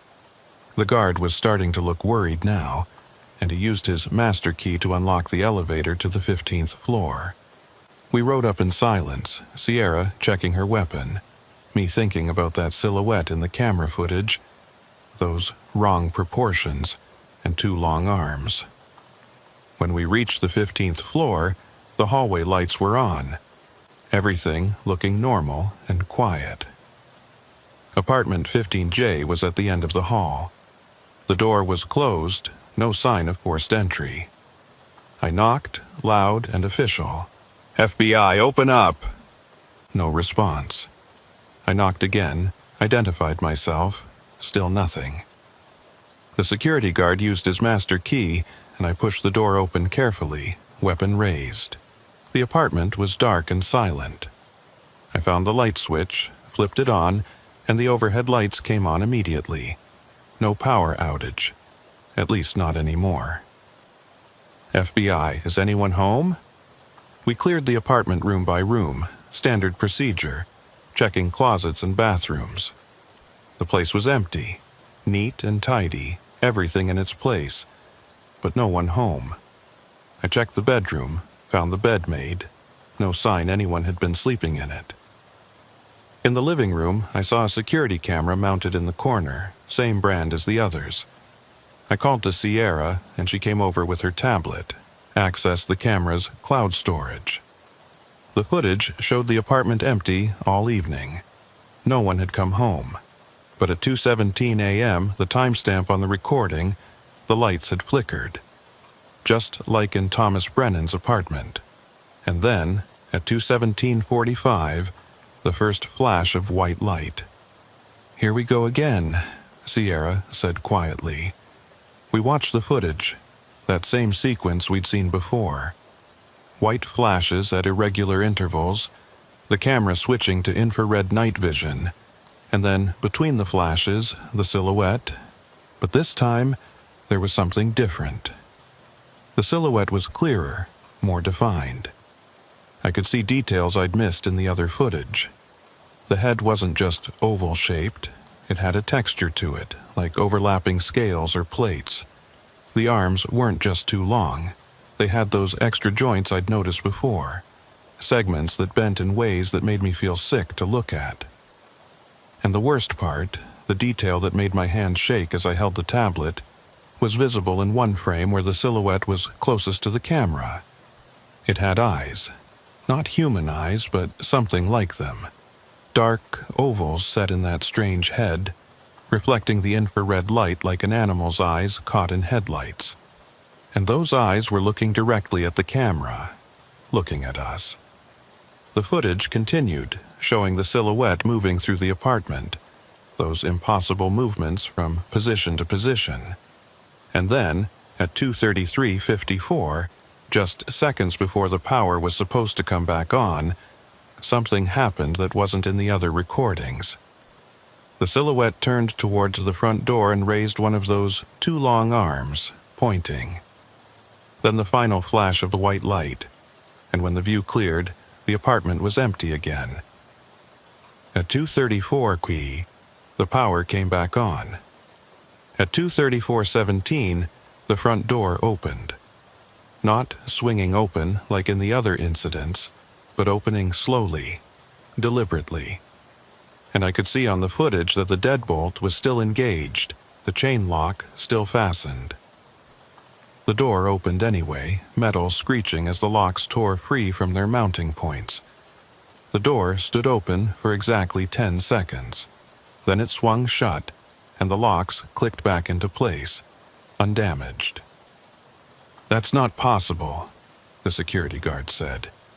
He'd been watching over our shoulders, and his face had gone pale. "Those are solid steel locks. You'd need to physically break them to open a door with them engaged." "Do you know who lives here?" I asked. He checked his records. Apartment 15J is leased to a Rebecca Morrison, 28, works for an architecture firm downtown. She's been a resident for about 6 months. "Try calling her again." He did, and this time someone answered. I could hear a woman's voice muffled through the phone's speaker. "Miss Morrison, this is building security. Are you at home?" "No, I'm in Austin for work. I'll be back tomorrow. Why?" The guard looked at me, and I took the phone. "Miss Morrison, this is Special Agent Caleb Moreau with the FBI. We need to ask you some questions about your apartment." There was a long pause. "The FBI? Is something wrong?" "We're investigating a series of incidents in your neighborhood. I need you to tell me, have you noticed anything unusual in your apartment recently? Equipment malfunctioning, doors opening on their own, anything like that?" "No, everything's been fine, but I've only been there a few days this month.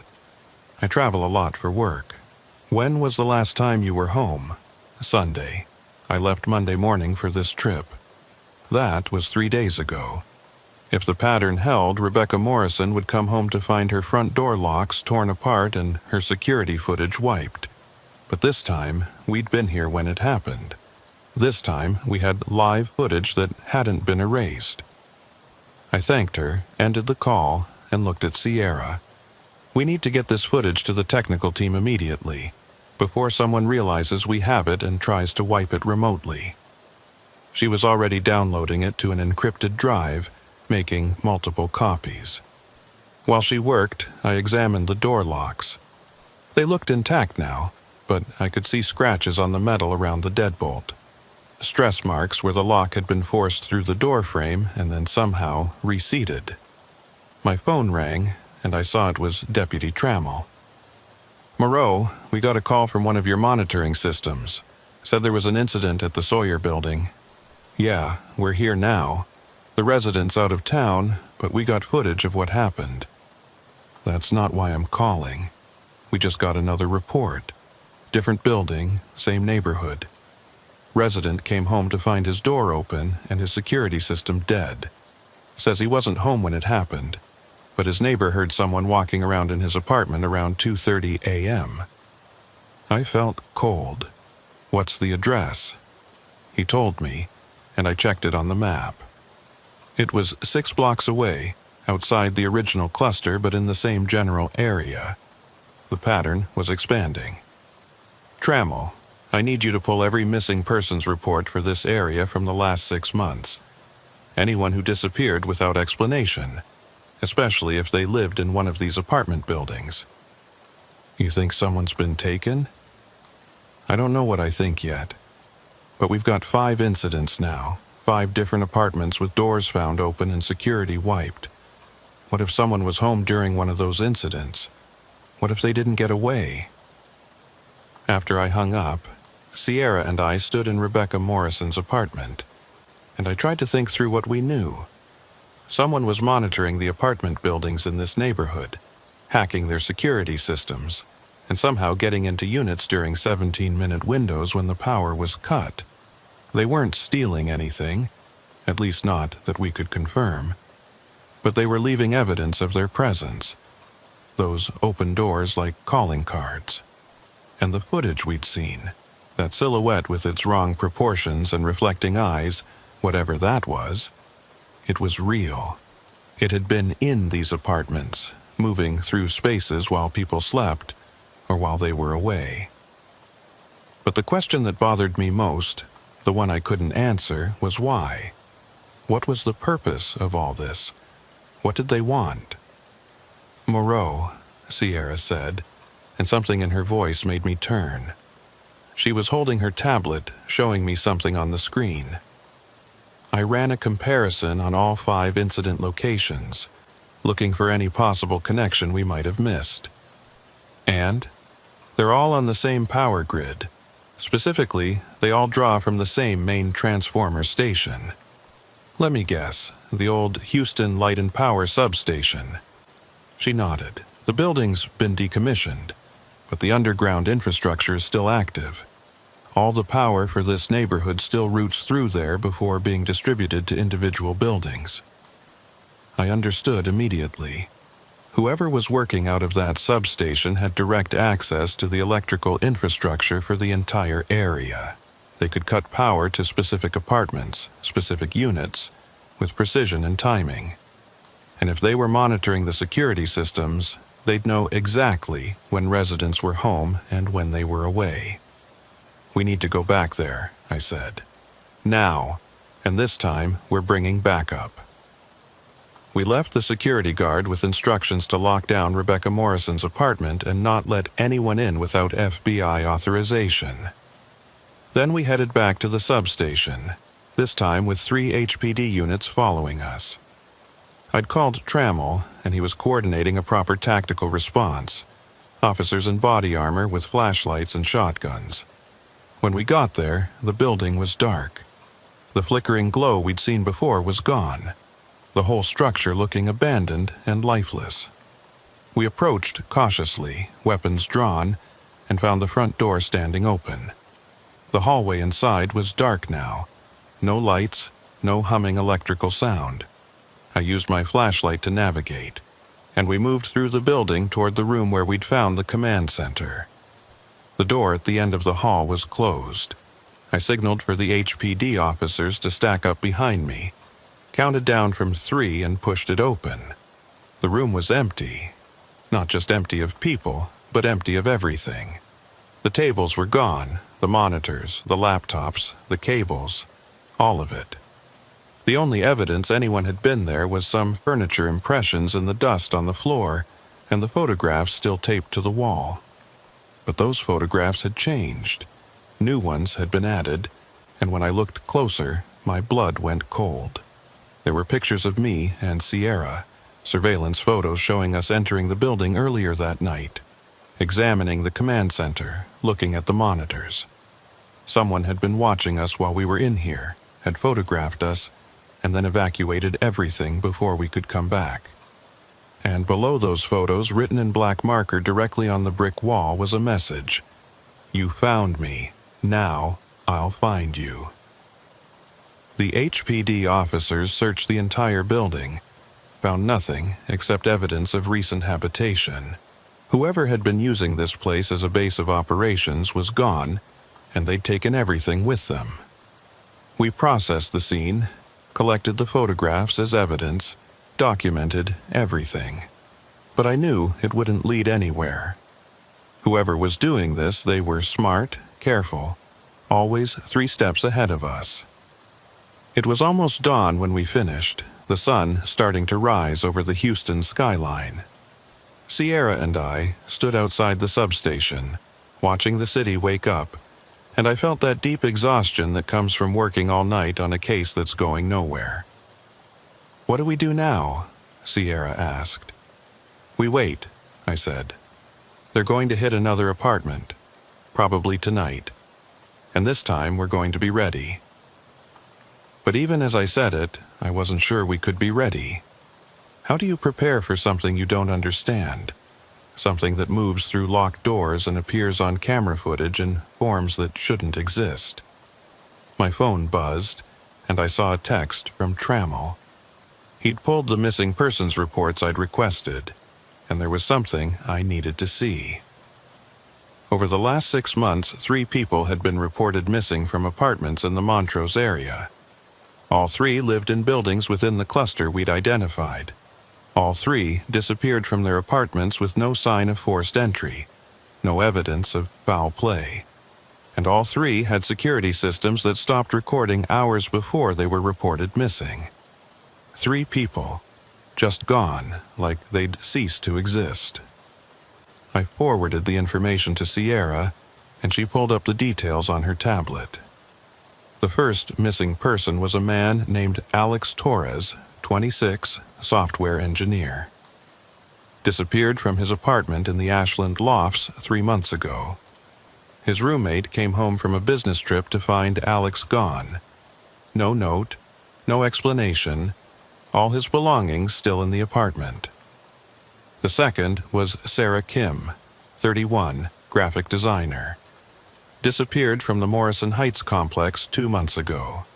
Her boyfriend reported her missing when she didn't show up for dinner, and her car was still in the building's parking garage. The third was James Wolcott, 42, real estate agent. Disappeared from the Meridian Towers 6 weeks ago. His business partner called the police when James missed several important meetings, and they found his apartment empty, his phone and wallet left behind. 3 people, 3 of the same buildings where we'd documented the break-in incidents. And now that I looked at the dates, I realized something that made my skin crawl. Each disappearance happened on a night when there had been a power outage in the building.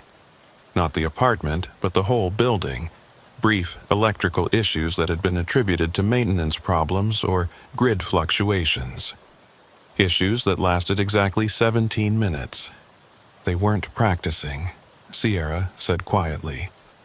The break-ins we've been investigating, those are the failures. The times when nobody was home or they left before it was over. But when someone was home, when they were there during the full 17 minutes. She didn't finish the sentence, but she didn't have to. 3 people missing.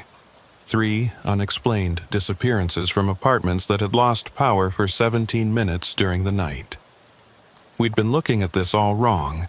This wasn't a burglary ring or a surveillance operation or someone playing elaborate pranks. This was something worse, something that took people, and we had no idea why or how or where they were being taken. I called Rourke, my supervisor at the bureau, and briefed him on everything we'd found. The command center and the substation, the surveillance photos, the pattern of disappearances. He listened in silence, and when I finished, he was quiet for a long time. "I'm sending you more resources," he finally said. "This is bigger than we thought. We need to establish a task force, bring in specialists, figure out what we're dealing with. With all respect, sir, we don't have time for that. If the pattern holds, there's going to be another incident tonight. And this time, someone might be home. Someone might disappear. What are you suggesting? We set up surveillance on every building in the cluster, monitor the power grid, watch for any fluctuations. The second we see a 17-minute outage starting, we move in.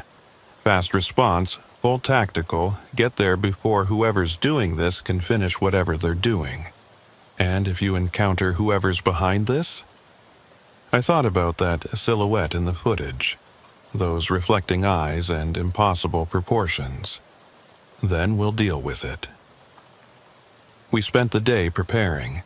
HPD coordinated with the power company to give us real-time monitoring of the grid. We stationed unmarked units near every building in the target area, all of them ready to respond within minutes. Tactical teams were briefed, given photos of the missing persons, told to treat this as a potential kidnapping in progress. And Sierra and we went back to our office and watched that footage from Rebecca Morrison's apartment over and over. Studying the silhouette, trying to understand what we were seeing. "What if it's not human?" Sierra said at one point. "What if we're looking at this wrong, assuming it's a person in a costume or using special effects? What are you suggesting?" She hesitated. "I don't know. But those proportions, the way it moves, the fact that it can open doors with the locks engaged, the eyes reflecting infrared light, none of that is human. The FBI investigates crimes committed by people, I said. Not ghost stories. I know. But what if this is something we can't explain? What if the evidence is pointing to something that shouldn't exist? I didn't have an answer for that. In 12 years with the Bureau, I'd learned to trust evidence, to follow facts wherever they led. But the facts in this case were leading somewhere I didn't want to go, somewhere that didn't fit into any framework I'd been trained to use. Night fell, and we took our positions. I was with Trammell in an unmarked car near the center of the cluster. Sierra was coordinating from our mobile command post, and tactical teams were staged and ready. All we could do now was wait. At 2:15 a.m., I was drinking cold coffee and trying to stay alert when Sierra's voice came over the radio. "We've got a fluctuation. Grid Sector 7. Power dropping in the Westheimer lofts." "How many units affected?" I asked. "Just one. Apartment 6C. Power cut at 2:17 exactly." Trammell was already driving. Lights off. Moving through the empty streets toward the Westheimer lofts. Other units were converging from different directions. All of us coordinated. All of us moving fast. We reached the building in under 2 minutes. The lobby was lit, normal power, and we didn't wait for the security guard. Trammell and I went straight to the stairs, took them 2 at a time, tactical teams following behind us. The 6th-floor hallway was quiet, lit by emergency lighting that cast long shadows. Apartment 6C was at the end of the hall, and as we approached, I could see the door was closed. I knocked, loud and official. "FBI, open up!" No response. I checked my watch. We'd been in the building for 3 minutes. That left 14 minutes before the power was supposed to come back on, before whoever was in there finished whatever they were doing. "Breach it," I told the tactical team. They used a battering ram, and the door splintered inward. We moved into the apartment fast, weapons raised, flashlights cutting through the darkness. The apartment was small, maybe 500 square feet, and it only took seconds to clear it. Empty, nobody home, but there was something in the air, that same wrong feeling I'd noticed before, like the temperature and pressure had changed. And in the living room, I saw the security camera, its LED showing it was still recording on battery backup. "Sierra, can you access the camera feed from apartment 6C?" I asked over the radio. "Already on it," she said. A pause. "Moreau, you need to see this. It's there right now." My heart was hammering as I looked around the apartment, seeing nothing but shadows and furniture. "Where?" "In the bedroom. It's in the bedroom." I moved to the bedroom door, which was closed. I could hear something on the other side, a sound like breathing but wrong, too deep, too slow. Trammell was beside me, his shotgun raised, and I counted down on my fingers. 3, 2, 1.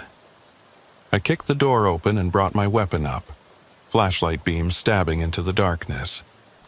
The room was empty. Just a bed, a dresser, a closet, with the door hanging open. But the air in here was colder, much colder than the rest of the apartment, and I could see my breath fogging in the flashlight beam. "There's nothing here," I said into the radio. "It's right in front of you," Sierra said. And I could hear the fear in her voice. "On the camera feed, it's standing right in front of you." I turned slowly, sweeping my light around the room. Nothing. Just empty space and cold air and that sound of wrong breathing. Then I saw it. Not with my eyes, but in the mirror on the dresser. The mirror showed the reflection of the room behind me, and in that reflection there was something that wasn't there when I looked directly. The silhouette, tall and thin and wrong, standing in the center of the room, those 2 long arms hanging at its sides, that oval head tilted at an impossible angle, and those eyes, dark and reflecting, looking right at me. I spun around, bringing my weapon to bear on where the reflection showed it standing. My flashlight beam passed through empty air, illuminating nothing. But in the mirror, I could still see it, motionless, watching. "Moreau, get out of there," Trammell said. He was backing toward the door, keeping his shotgun raised.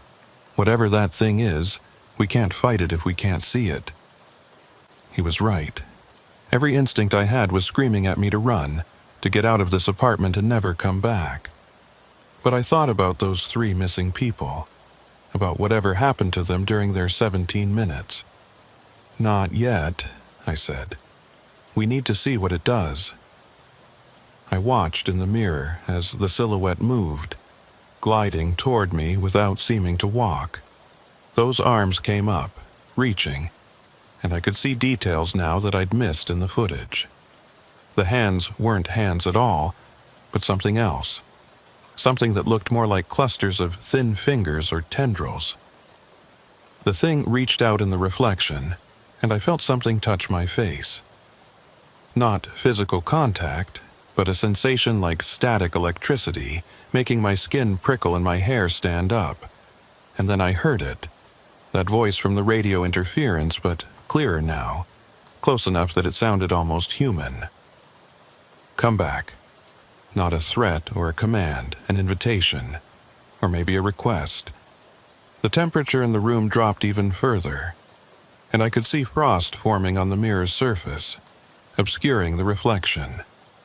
The last thing I saw before the frost covered it completely was those eyes, dark and alien and somehow sad, looking at me with something that might have been longing. Then my watch alarm went off and I realized 17 minutes had passed. The lights in the apartment flickered back on, and the cold air vanished like it had never been there.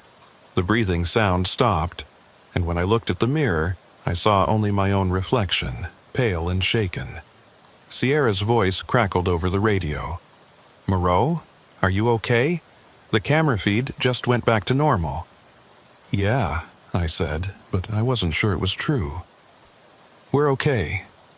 We searched the apartment thoroughly, found nothing except that strange frost pattern on the mirror and some temperature readings that didn't make sense. The bedroom had been 20 degrees colder than the rest of the apartment, but there was no explanation for it. No open windows, no AC malfunction, nothing that could account for that kind of temperature drop. The resident of apartment 6C was a woman named Lisa Huang, 29, who worked as a nurse at Methodist Hospital. When we called her, she said she'd been working a double shift and wasn't home. She'd been checking her security camera periodically throughout the night and hadn't seen anything unusual. But when Sierra pulled up the footage from Huang's camera and showed it to our technical team, they confirmed what we'd experienced. For exactly 17 minutes, the camera had recorded something in the apartment that wasn't visible to the naked eye. Something that appeared on infrared and in reflective surfaces but couldn't be seen directly. And in the audio from the camera, buried in the background noise, they found that voice again. "Come back, come back, come back." Repeated over and over for the full 17 minutes. I didn't sleep that night. I went home as the sun was coming up, showered, changed clothes, and went right back to the office. Sierra was already there, looking as tired as I felt, surrounded by printouts and laptop screens. "I've been going through the camera footage from all 6 incidents," she said when I walked in, "looking for patterns, anything that might tell us what this thing wants. And in every case, it appears shortly after the power cuts. Moves through the apartment. Seems to be searching for something. When the apartment's empty, it just waits. When someone's home..." She pulled up footage from one of the earlier incidents, one I hadn't seen before. It showed the interior of an apartment, the timestamp indicating it was from about 2 months ago. Sarah Kim's apartment, the graphic designer who'd gone missing. The footage showed Sarah asleep in her bed when the power cut. She woke up, confused in the darkness, and reached for her phone to use as a flashlight. And that's when the silhouette appeared in the doorway of her bedroom. Sarah saw it.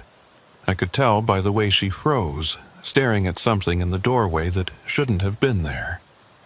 But unlike us in apartment 6C, she could see it directly. The camera showed her backing up against the headboard, mouth open in a silent scream.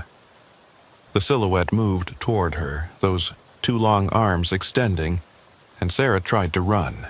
She made it 2 steps before those tendril-like hands touched her, and then she just stopped, frozen in place, eyes wide, still trying to scream but no sound coming out. And then, in a way that made my stomach turn, she started to fade. Not quickly, but gradually, like she was being erased from the world 1 pixel at a time. Her edges blurred first, then her features became indistinct, and within maybe 30 seconds she was just a vague outline. The silhouette wrapped around her and together they disappeared, leaving the bedroom empty. The power came back on exactly 17 minutes after it had cut. The camera recorded an empty apartment for the rest of the night. "Jesus Christ," I whispered. "That's what happened to all 3 missing persons," Sierra said. I found footage from the other 2 as well. Same pattern. The silhouette appears, makes contact, they fade out and disappear. And in each case, right before they vanish completely, the camera picks up audio. She played it for me. The voice was distorted, barely human, but the words were clear. "Come back with me. Come back. Come back." I sat down heavily in my chair, trying to process what I was seeing. This wasn't a crime in any conventional sense. This was something else, something that didn't fit into any category I'd been trained to investigate. "We need to notify the families," I said. "The missing persons, they're not coming back. They're not kidnapped in some basement waiting to be rescued. They're just gone. Gone where? I don't know. But wherever that thing comes from, that's where they are now." We spent the rest of the morning reviewing the evidence, preparing reports that I knew would sound insane to anyone who hadn't seen what we'd seen. By noon, word had spread through the bureau, and Rourke called me into his office. He looked old, sitting behind his desk with the case files spread out in front of him. He'd been with the bureau for 30 years, worked every kind of case imaginable, but this was something new even for him. "Tell me what you think is happening here," he said. "Honestly, I think something is coming into our world from somewhere else. I think it's been doing it for months, maybe longer, using the electrical infrastructure as a pathway. It searches apartments, looking for people, and when it finds someone, it takes them back with it." "Back where?" "I don't know. Somewhere we can't follow. Somewhere that doesn't show up on cameras except as thermal signatures and infrared reflections." Rourke was quiet for a long time. Then he said, "You know how this sounds." "Yes, sir, it sounds crazy. But the evidence is all there. The footage, the temperature readings, the missing persons. Something is taking people from their apartments, and we can't stop it because we can't even see it most of the time. The media's going to have a field day with this. Then we don't tell them. We put out a statement about a suspected serial kidnapper, warn residents to be cautious, but we don't mention what we've actually found. And the missing persons. Their families deserve answers. We tell them the truth, that their loved ones are gone, and we don't know where they are or how to get them back. It's not the answer they want, but it's the only one we have."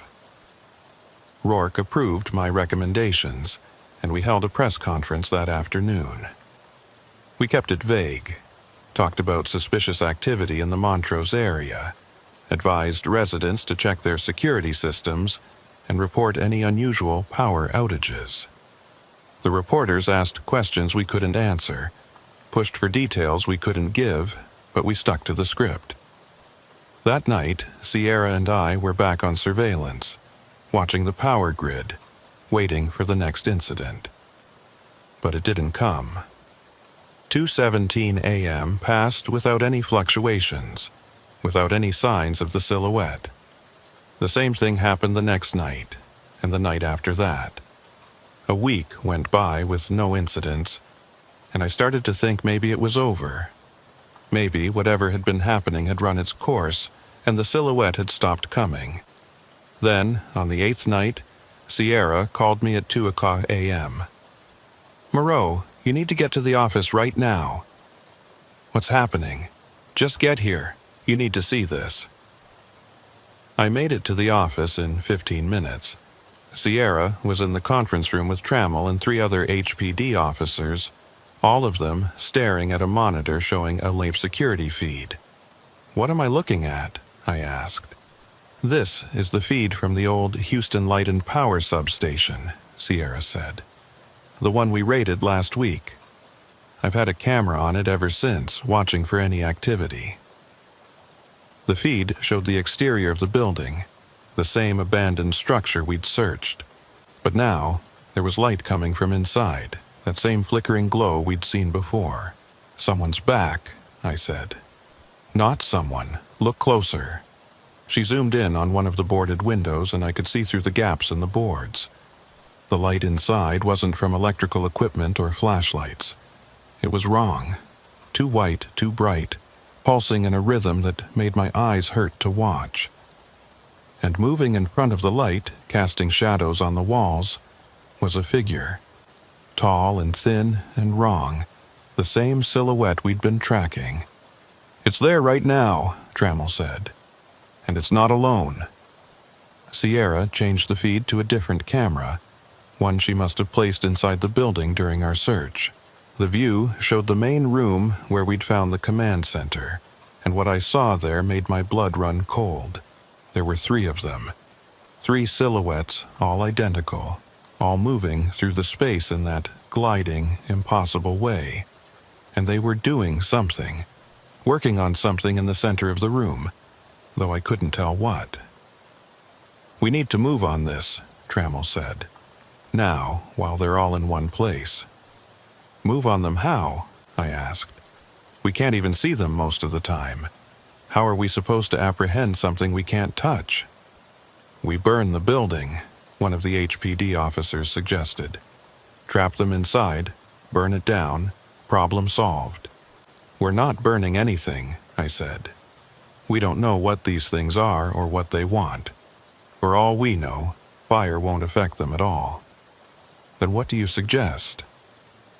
I thought about Sarah Kim, about how she'd been able to see the silhouette directly before it took her. About Marcus, Elena Vasquez's boyfriend, who'd seen it in the hallway of her apartment. Some people could see them, at least sometimes, under certain conditions. "We go in," I said, "just me, alone. No weapons, no tactical gear.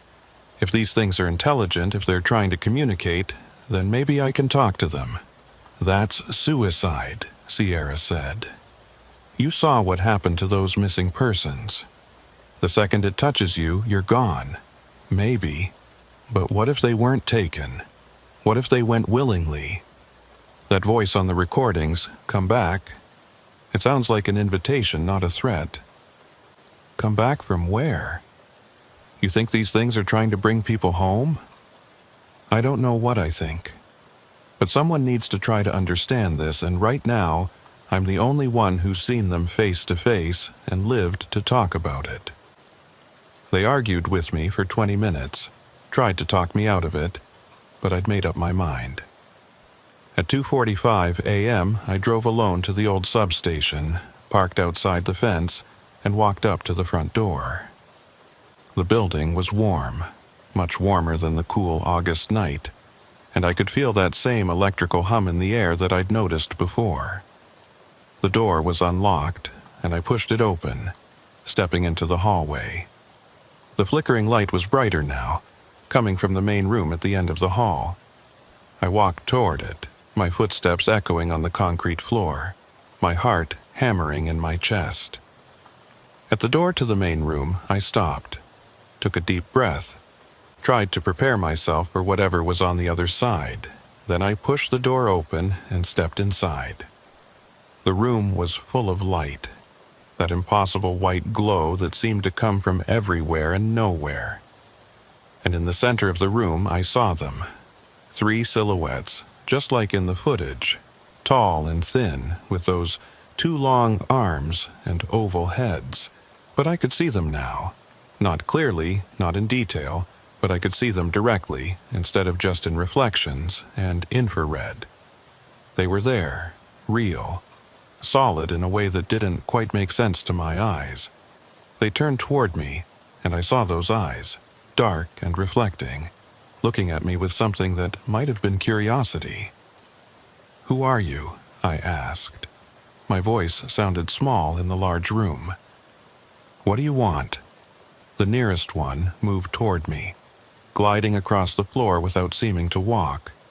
It stopped maybe 5 feet away, and I could feel cold radiating from it. That same cold I'd felt in apartment 6C. Then it spoke, and its voice was the same voice I'd heard on the recordings, distorted and mechanical, but trying so hard to be human. Lost, need to go back. Back where? It raised one of those tendril hands pointed upward, not at the ceiling, but beyond it, at something I couldn't see. Home. But the way is closed. Need help. Need people to come back. "The people you took," I said. "Sarah Kim, Alex Torres, James Wolcott. Where are they?" "Home, waiting. They came back. You come back too?" And suddenly I understood. These weren't monsters or kidnappers. They were lost, trying to find their way home, and the only way they could get there was by taking people with them. The electrical grid, the 17-minute windows, the specific buildings, it was all part of some pathway they'd found between their world and ours. "I can't come back with you," I said. "This is my home, but maybe I can help you find another way." The silhouette tilted its head, and for a moment I thought I saw sadness in those dark eyes. Then it reached out, and before I could back away, one of those tendril hands touched my forehead. The world went white. I woke up in a hospital bed with no memory of how I got there. Sierra was sitting in a chair beside the bed, and when she saw my eyes open, she grabbed my hand. "Thank God," she said. "You've been unconscious for 3 days. What happened?" "We don't know. We were monitoring you on the remote cameras, and we saw you enter the building. Then there was this flash of light, so bright it overloaded the cameras, and when the feed came back, you were lying on the floor. The silhouettes were gone. Where am I? Memorial Herman. You were completely unresponsive when we found you, but all your vital signs were normal. The doctors couldn't figure out what was wrong." I tried to sit up, but my body felt weak, like I'd been lying still for much longer than 3 days. "The substation. We need to get back there. It's gone, Moreau. The whole building. It burned down the same night you went in. Fire department said it was an electrical fire, probably caused by all that old equipment. By the time they got there, the whole structure was engulfed. And the silhouettes?" Sierra shook her head. "No trace of them. No bodies. No evidence they were ever there. Just ash and melted metal." I lay back against the pillow, trying to process this. I remembered entering the building, seeing the silhouettes, talking to them, and then that touch, and the white light, and there was something else. A memory that didn't feel like mine. I remembered being somewhere else, somewhere that was all white light and strange geometry, where the air tasted like copper and static. I remembered seeing people there, Sarah Kim and Alex Torres and James Wolcott, and they were alive but different, changed in ways I couldn't articulate. And I remembered the silhouettes showing me things, sharing something with me through that touch. Knowledge, maybe, or understanding. They weren't from another dimension or another planet. They were from here, from Earth, but from a different time, a future so far ahead that humanity was gone, evolved, or extinct, or transformed into something unrecognizable. They'd been trying to come back, to warn us or save us or just to see what we'd been like before the change. But the pathway they'd found was unstable, dangerous, and every time they came through it damaged them, made them less substantial, harder to hold together. The people they'd taken, they hadn't been kidnapped. They'd volunteered, gone willingly to help the silhouettes find their way home, and in return, they'd been shown wonders, given glimpses of what humanity would become if we survived long enough. But I couldn't tell anyone this. It sounded insane even to me, and I wasn't sure how much of it was real memory and how much was fever dream from lying unconscious for 3 days. "The missing persons," I said.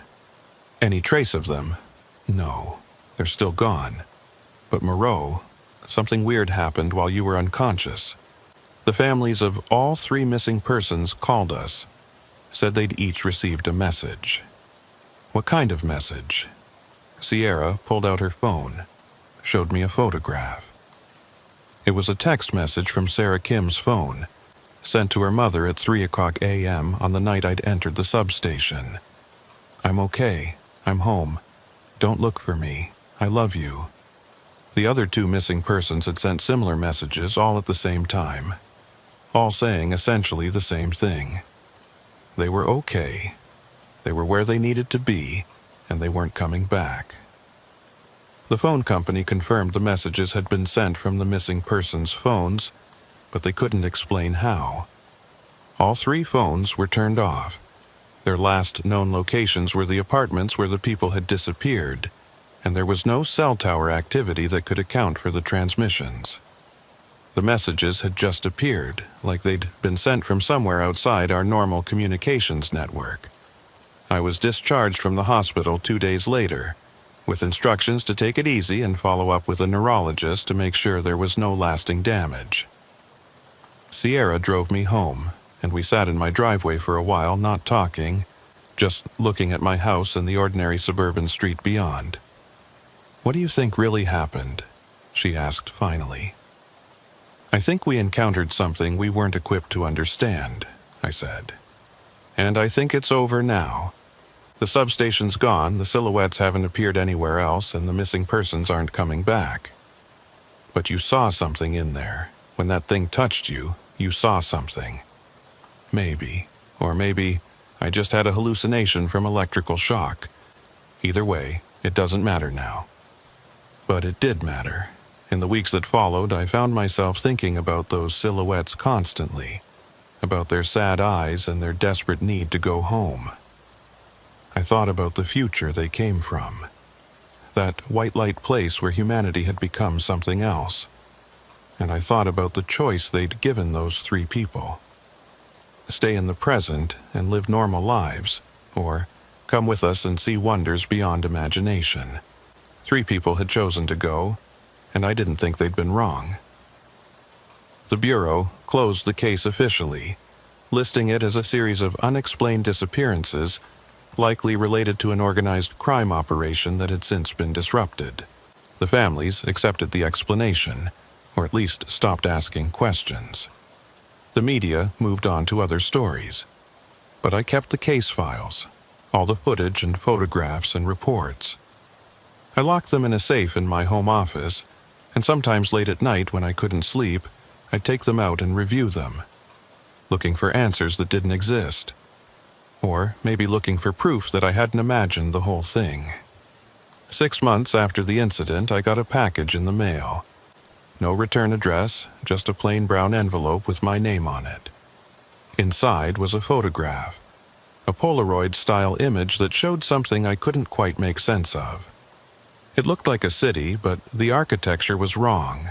Buildings that twisted in impossible ways, streets that seemed to curve upward into the sky. And in the foreground, standing together and smiling, were 4 people I recognized. Sarah Kim, Alex Torres, James Wolcott. And standing with them, looking happy and whole and alive, was a 4th person who I'd thought was dead. It was me. Or someone who looked exactly like me, but different somehow, changed in subtle ways I couldn't identify. On the back of the photo, written in handwriting that looked like mine but wasn't, was a single sentence: "Thank you for showing us the way back. Now we're showing you the way forward." I showed the photo to Sierra, and she stared at it for a long time before looking up at me. "This is impossible," she said. "I know. You can't be in two places at once. I know. But you're here, right now, sitting in front of me. Which means that person in the photo, whoever they are, they're not you. Or maybe I went with them," I said quietly. When that silhouette touched me, maybe some part of me did go back with them. And maybe that part is still there, in that white light place, learning what they wanted to teach us. That's insane. Yeah, it is. But I kept the photo anyway. Put it in the safe with the case files, and sometimes when I looked at it, I swore I could see that city in the background moving, changing, growing. And I could feel something pulling at me, a gentle insistence that I should come back, that I should rejoin the part of myself that had gone ahead. I never told anyone about this. Not Sierra, not Rourke, not the therapist the Bureau insisted I see after the incident. I just kept working cases, doing my job, living my life. But every night at 2:17 a.m., I'd wake up and feel that pull, stronger each time. And I'd look at my hands in the darkness and wonder if I was really here, or if the real me was somewhere else, in a city that shouldn't exist, with people who'd chosen to become something more than human. The incidents in Montrose never resumed. No more power outages, no more silhouettes, no more people disappearing from their apartments. But sometimes, on certain nights when the air felt electric and wrong, I'd drive through that neighborhood and look at those apartment buildings, and I'd wonder which of the people living there would be next. Which of them would wake up to find their lights flickering, their air growing cold, and a tall, thin figure standing in their bedroom doorway, reaching out with impossible hands and speaking in a voice that sounded almost human. Come back with me." And I'd wonder if they'd go, if they'd take that hand and step through into the white light, leaving everything behind for a chance to see what we're all becoming, given enough time. I think I know what I'd choose. I think I already chose, that night in the substation when I let one of them touch me. I just don't know if the choice has been completed yet, or if I'm still in some in-between state, waiting for the final transition. Sometimes I catch myself doing things I don't remember deciding to do. Researching future technologies, reading theoretical physics papers about quantum entanglement and parallel dimensions, leaving my apartment at odd hours, and finding myself standing outside the ruins of the old substation, staring at the empty lot where it used to stand. And twice now, I've woken up with dust on my shoes that shouldn't be there, and photographs on my phone showing places I don't remember visiting, places that look wrong, that hurt to look at, where the geometry doesn't quite work right. I think they're still out there. The silhouettes, or whatever they really are, I think they're watching me, waiting for me to be ready, to fully accept what I already know, that I'm not entirely here anymore, that some part of me is already there in that future place, and it's only a matter of time before the rest of me follows. Sierra noticed the change in me. Last week, she asked me directly if I was okay, if I needed to take some time off, see someone professional. "I'm fine," I told her. "Just tired." But I saw the way she looked at me, the concern in her eyes. And I saw her glance at my hands, at the way my fingers seemed to bend just slightly wrong, at angles that human fingers shouldn't bend. She saw it, and she knew, but she didn't say anything. Because what could she say? That her partner, her friend, was slowly becoming something else. That the thing he'd encountered in that substation had left a mark on him that was still spreading, still changing him. She just squeezed my shoulder and told me to get some rest. That was 3 days ago. Since then, I've been preparing. Writing this account, organizing my affairs, saying goodbye to people without making it obvious that's what I'm doing. Because tonight, at 2:17 a.m., I'm going back to where the substation used to be. And if they come for me, if they reach out with those impossible hands and offer me that choice again, I'm not going to refuse. I'm going to take their hand, step into the white light, go back to where part of me is already waiting. I don't know what I'll find there. I don't know what I'll become, or if there's any coming back from it. But I know I can't stay here. Can't keep living this half-life, split between two worlds, two versions of myself. It's time to become whole again, even if that means becoming something that isn't quite human anymore. The Bureau will list me as missing eventually.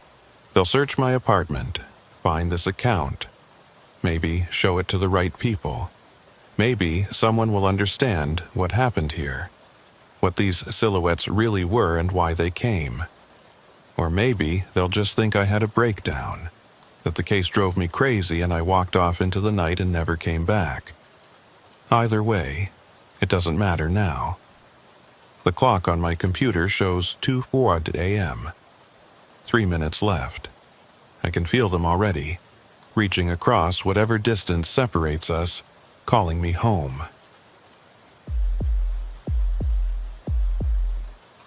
The border country changes you if you spend enough time out here. The heat, the emptiness, the sense that you're standing at the edge of something vast and indifferent.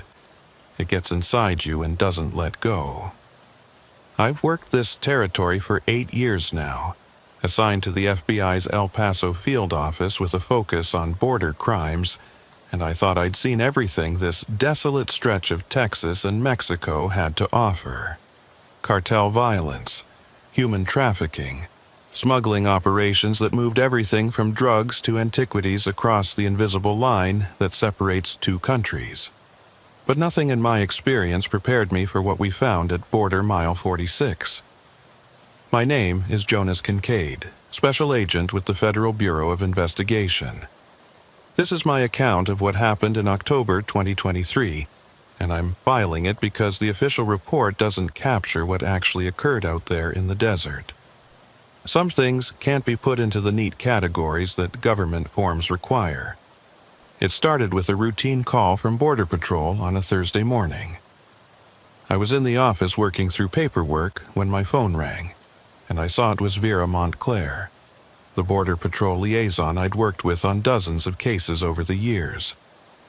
Vera was solid, the kind of agent who'd spent 20 years on the border and knew every wash, every trail, every spot where crossers tried to make it north. If she was calling me directly instead of going through official channels, something was wrong.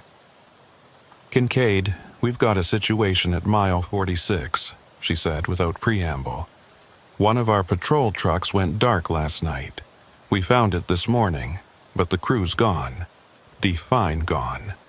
Gone, as in not there. Trucks sitting on the patrol road, engines still running, doors open, but no sign of either agent. Their weapons are still in the cab, radios are there, everything except the people." I grabbed my keys and was heading for the door before she finished talking. "I'm on my way. Don't let anyone touch anything until I get there." The drive from El Paso to Border Mile 46 took me almost 2 hours, heading east on I-10 and then south on a series of progressively worse roads until I was on dirt tracks that barely qualified as navigable. The landscape out here is unforgiving, all sagebrush and rocky soil, mountains rising in the distance like broken teeth against the pale sky. The temperature was already pushing 90 degrees even though it was only October, and the sun felt like it was burning through the windshield. I'd been to Mile 46 before, knew it as one of the more remote sections of the Border Patrol area. There's nothing out here except desert and the occasional ranch, miles between any kind of civilization. The patrol road runs parallel to the border itself, marked every mile with numbered posts that help agents coordinate their positions. Mile 46 sits in a valley between two low ridges, a spot where smugglers sometimes try to move people or goods across because the terrain provides some cover from aerial surveillance. When I arrived, there were already 3 Border Patrol vehicles on scene. Agents standing around looking uncomfortable in a way that told me they didn't like what they were dealing with. Vera was there talking to Sheriff Colton Madrigal from the Hudspeth County Sheriff's Office, a big man with weathered skin and eyes that had seen too much of what the border could do to people. I parked and walked over, and Vera came to meet me halfway. She looked tired, more tired than I'd seen her in a long time. "Thanks for coming out," she said. "I know this is technically our jurisdiction, but I wanted FBI eyes on it from the start." "What have you got?" She led me over to the Border Patrol truck, a white and green Silverado that sat on the dirt road with both front doors hanging open. The engine was off now, but Vera said it had been running when they found it at dawn. The vehicle looked completely normal, no damage, no signs of a struggle. The interior was clean, 2 coffee cups in the holders, a half-eaten sandwich on the dashboard, paperwork scattered on the passenger seat. "Agents Martinez and Chen," Vera said. "Both experienced, both been working this sector for years. They checked in at 2:47 a.m., said they were doing a routine patrol sweep of mile 46 to mile 52. That was their last communication." "What time did you find the truck?" 6:23 a.m., when they didn't check in for their 6:00 a.m. status update. We started trying to raise them on the radio. No response. Supervisor sent a unit to their last known position, and they found this. I walked around the vehicle, looking for anything unusual. The tires were intact, no bullet holes, no blood. The ground around the truck was hard-packed dirt and rock, difficult terrain for tracking, but I could see boot prints leading away from the driver's side door, heading south toward the border itself. "Anyone follow those tracks?" I asked. "About 50 yards, Sheriff Madrigal said, walking over to join us. "They just stop. Not fade out, not get covered by wind, just stop like whoever was making them disappeared mid-step." I'd heard that before, knew it was the kind of thing that happened in desert terrain when wind and sun could erase tracks in hours. But the sheriff's expression told me he didn't think it was that simple.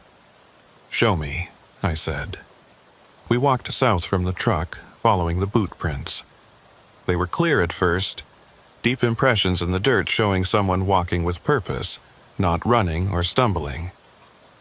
About 40 yards from the truck, we reached a spot where the ground changed slightly, becoming sandier, and the prints were still visible. Then, at what I estimated was about 50 yards out, they just ended. One moment there was a clear left boot print, the next there was nothing. The sand ahead was undisturbed, smooth, showing no indication anyone had walked through it. "What about the other agent?" I asked. "Chen, any tracks from the passenger side?" "No," Vera said. "No tracks at all, like she never got out of the vehicle." We walked back to the truck, and I examined the passenger side more carefully. The door was open, but there were no tracks in the dirt, no disturbance of the ground. If Chen had gotten out, she hadn't done it on this side of the vehicle. "The truck has cameras, right?" I asked. "Dashboard cam, maybe rear-facing?" Vera nodded. "Standard equipment, dash cam, and there's a camera that monitors the cargo bed. We pulled the SD cards, but there's a problem." She led me to one of the Border Patrol supervisor vehicles, where a laptop was set up showing video feeds. She pulled up the dashcam footage and hit play. The video showed the view from the truck's dashboard, the patrol road stretching ahead in the darkness, illuminated by the headlights. The timestamp showed 3:14 a.m. Everything looked normal, the truck moving at a steady pace, Martinez visible in the driver's seat, Chen beside him checking something on a tablet. At 3:16:02, the video stuttered. Not a freeze, but a skip, like several frames had been dropped. When it resumed, the image was distorted, colors bleeding into each other. The picture rolling like an old analog TV with poor reception. At 3:16:18, the camera went completely dark. Not black screen dark, but something else. A kind of visual static that hurt to look at. I could see patterns in it, almost like interference patterns, swirling and pulsing. The distortion continued for exactly 1 minute, and then at 3:17:18, the feed came back. The truck was stopped, both doors open, the headlights illuminating empty desert. There was no one in the vehicle, and the camera recorded nothing but stillness for the next 3 hours until the recovery team arrived. "What about the rear camera?" I asked. Vera pulled up that feed. It showed a similar pattern. Normal footage until 3:16, then the same distortion and static, then empty truck bed when the image cleared. "The audio's worse," she said, and turned up the volume. The first thing I heard was the normal sounds of a vehicle in motion, engine noise, the crunch of tires on dirt. Then, at the moment the video started to distort, the audio became a mess of static and interference. But underneath it, I could hear something else. A sound that was almost like voices, multiple voices overlapping, speaking in a language I didn't recognize. Or maybe not speaking. Maybe just making sounds that coincidentally resembled speech. When the video cleared and showed the empty truck, the audio was completely silent.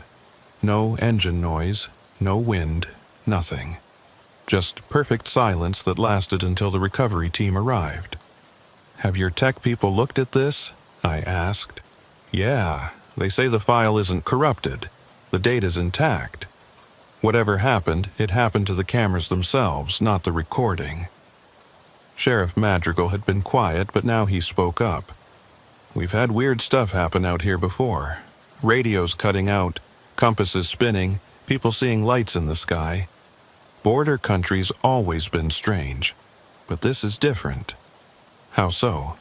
"Because usually, when someone disappears out here, we find them eventually. Maybe not alive, but we find them. Bodies in the desert, vehicles abandoned, something. But Martinez and Chen, it's like they just ceased to exist." I spent the next hour processing the scene, taking photos, collecting what little evidence there was. The coffee cups had fingerprints that would match Martinez and Chen. The sandwich had bite marks that could be analyzed, but none of it would tell us where they'd gone or what had happened to them. What bothered me most were the wet footprints. I found them completely by accident walking around the back of the truck looking for any disturbed ground I might have missed. Near the rear passenger side tire, there was a print in the dirt. Not a boot print, but a bare footprint. Small, like a child's or a small woman's.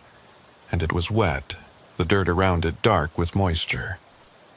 I knelt down to examine it closer. The print was clear, showing 5 toes, a defined heel, the arch of a foot. And it was definitely wet. The moisture fresh enough that when I touched it, my finger came away damp, which made no sense.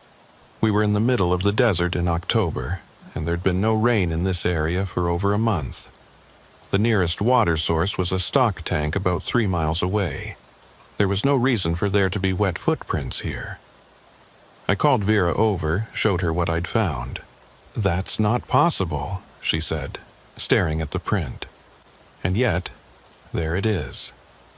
We searched the area around the truck more carefully, found 3 more wet prints, all leading away from the vehicle toward the south, toward Mexico. They were spaced oddly, the stride too long for someone with feet that small, and they seemed to appear and disappear randomly. One print here, then nothing for 15 feet, then another print, then nothing again. Sheriff Madrigal brought over evidence collection kit, and I made casts of 2 of the clearest prints before the desert sun could evaporate the moisture. The wet dirt felt wrong in my hands, cold despite the heat, and it had a smell to it that I couldn't identify. Not organic decay, not chemical, but something else. Something that made my nose itch and my eyes water slightly. By noon, we'd documented everything we could find at the scene. The truck was loaded onto a flatbed to be taken to a secure facility for more detailed forensic examination, and the search teams were organizing to sweep the area for any sign of Martinez and Chen. Helicopters were being brought in, tracking dogs, the full resources of Border Patrol and the FBI. But I had a feeling it wouldn't matter. Whatever had happened to those two agents, it wasn't something that would show up in a normal search pattern. Vera and I drove back to the El Paso office together, and we were both quiet for most of the trip. Finally, about 20 miles from the city, she said, "You ever work anything like this before?" "Disappearances? Yeah, plenty." "No, I mean like this. The wet footprints in the desert, the camera footage, the way the tracks just stop. This doesn't feel like a normal disappearance. What does it feel like?" She was quiet for a moment. "Like something took them. Not someone, something. And I don't think we're going to find them alive." I didn't disagree, but I couldn't say that officially. FBI agents don't work on feelings or intuition. We work on evidence and facts. But the evidence in this case was pointing toward something that didn't fit any rational explanation, and the facts were impossible. When we got to the office, I filed my initial report and started coordinating with the search teams. By evening, over 50 people were combing the desert around mile 46, using thermal imaging and drones and every piece of technology we had available. They found nothing except more of those wet footprints, scattered randomly across a half-mile area, all of them fresh, all of them impossible. I was reviewing the drone footage at my desk around 9 p.m. when something caught my attention. The drones had been flying a grid pattern over the search area, recording everything in high-definition thermal and visual spectrum. Most of it was just empty desert, rocks and brush and the occasional animal. But in one sequence, shot at 7:34 p.m., there was something on the horizon. The drone was facing south toward Mexico, and in the distance, maybe 5 or 6 miles away, there was a light. Not a vehicle light or a fire, but something else. Something that glowed white and steady against the darkening sky. I zoomed in as much as the footage allowed, but the light was too far away to make out details. It appeared in frame for maybe 15 seconds, then it was gone. Not moving away, not fading out, just gone. Like someone had flipped a switch. I marked the timestamp and the GPS coordinates, cross-referenced them with other drone footage from around the same time. 2 other drones had been in the air, both with cameras pointed in different directions. I pulled up their footage and found something interesting. One of the other drones, flying about 2 miles east of the first one, had also captured the light. From that angle it looked different, more vertical, like a pillar or column of white light stretching from the ground up into the sky. And around the base of it, I could see movement, dark shapes that might have been people but moved in ways that looked wrong. The footage lasted 18 seconds, and then the light was gone, and the shapes with it. I saved all 3 video files, encrypted them, and sent copies to our technical analysis team with a priority flag. Then I sat back in my chair and tried to think through what I was seeing. 2 experienced Border Patrol agents disappear from their vehicle at 3:16 a.m.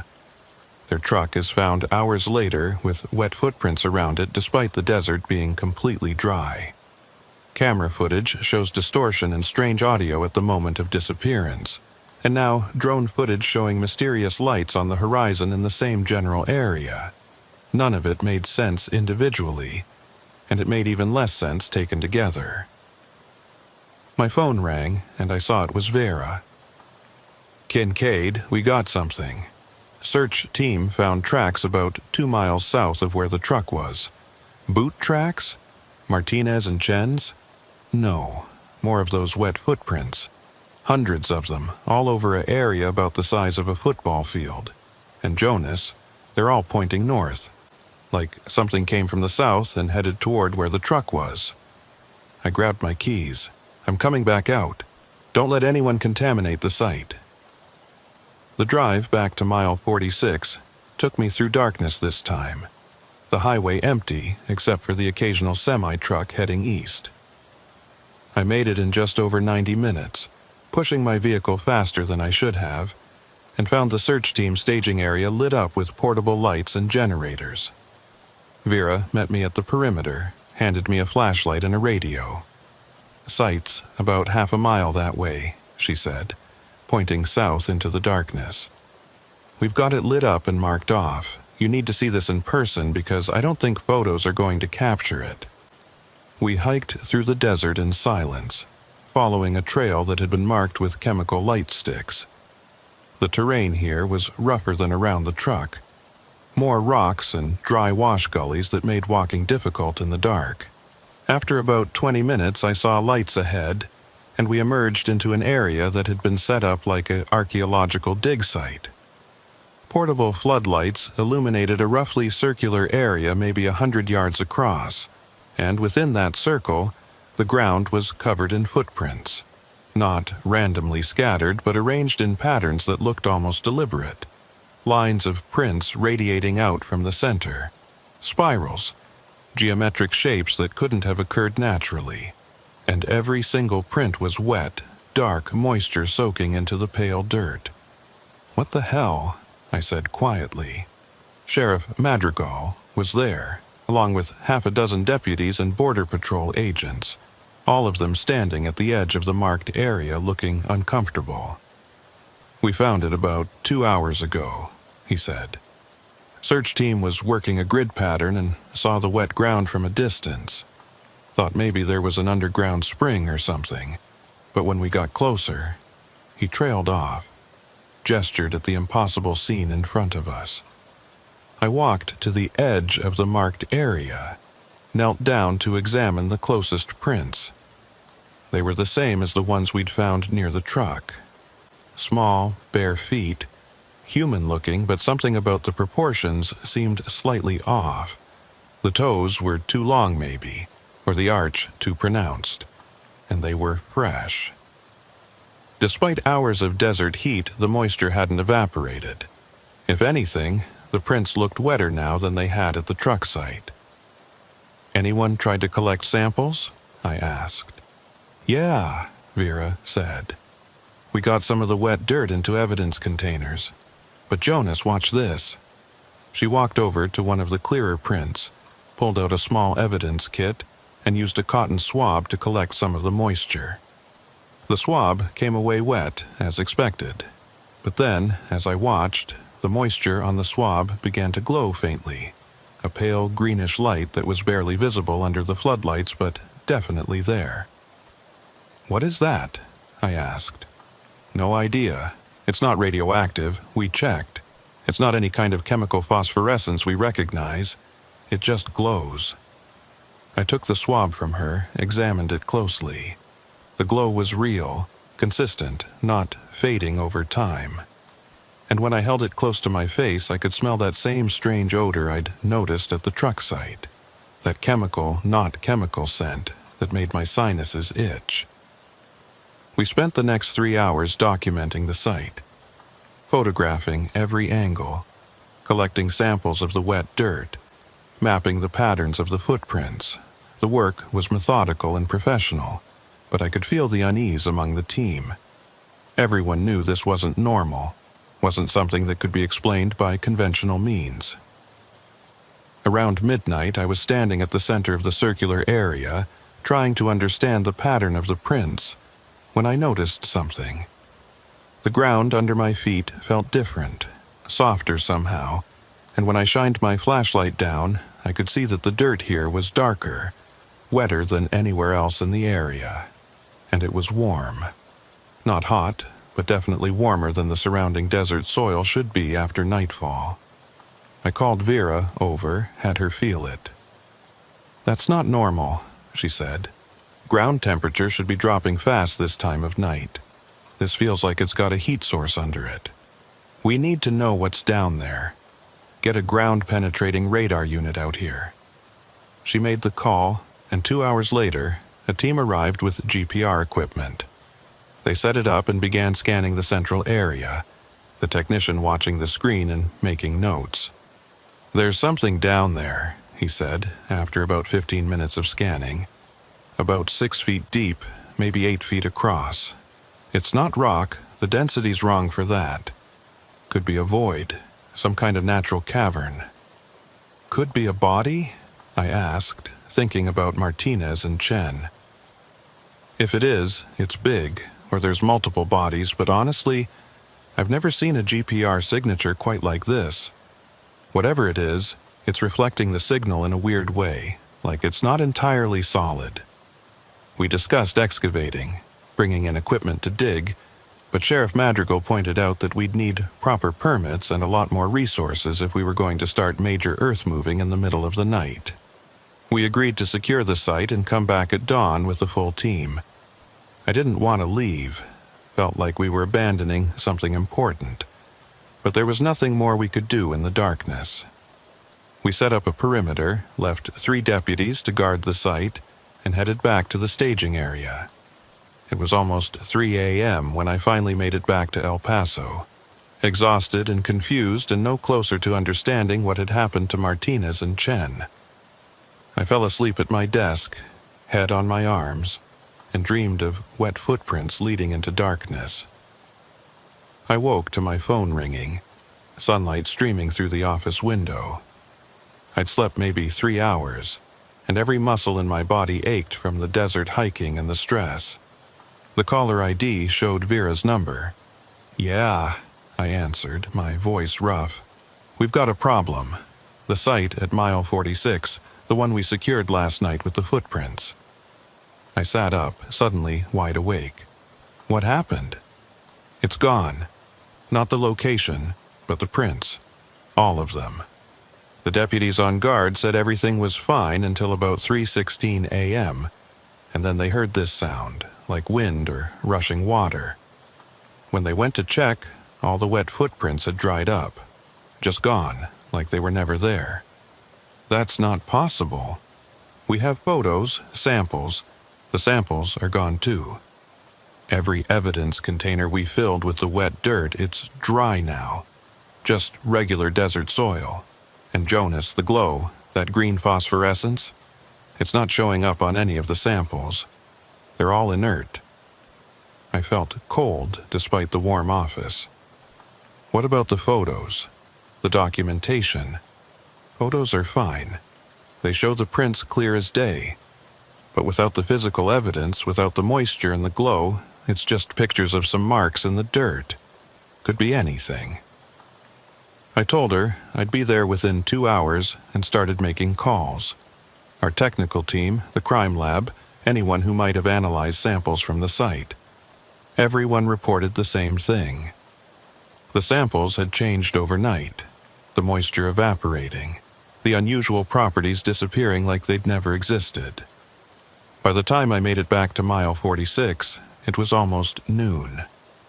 The site looked completely different in daylight, just another patch of desert with some disturbed ground.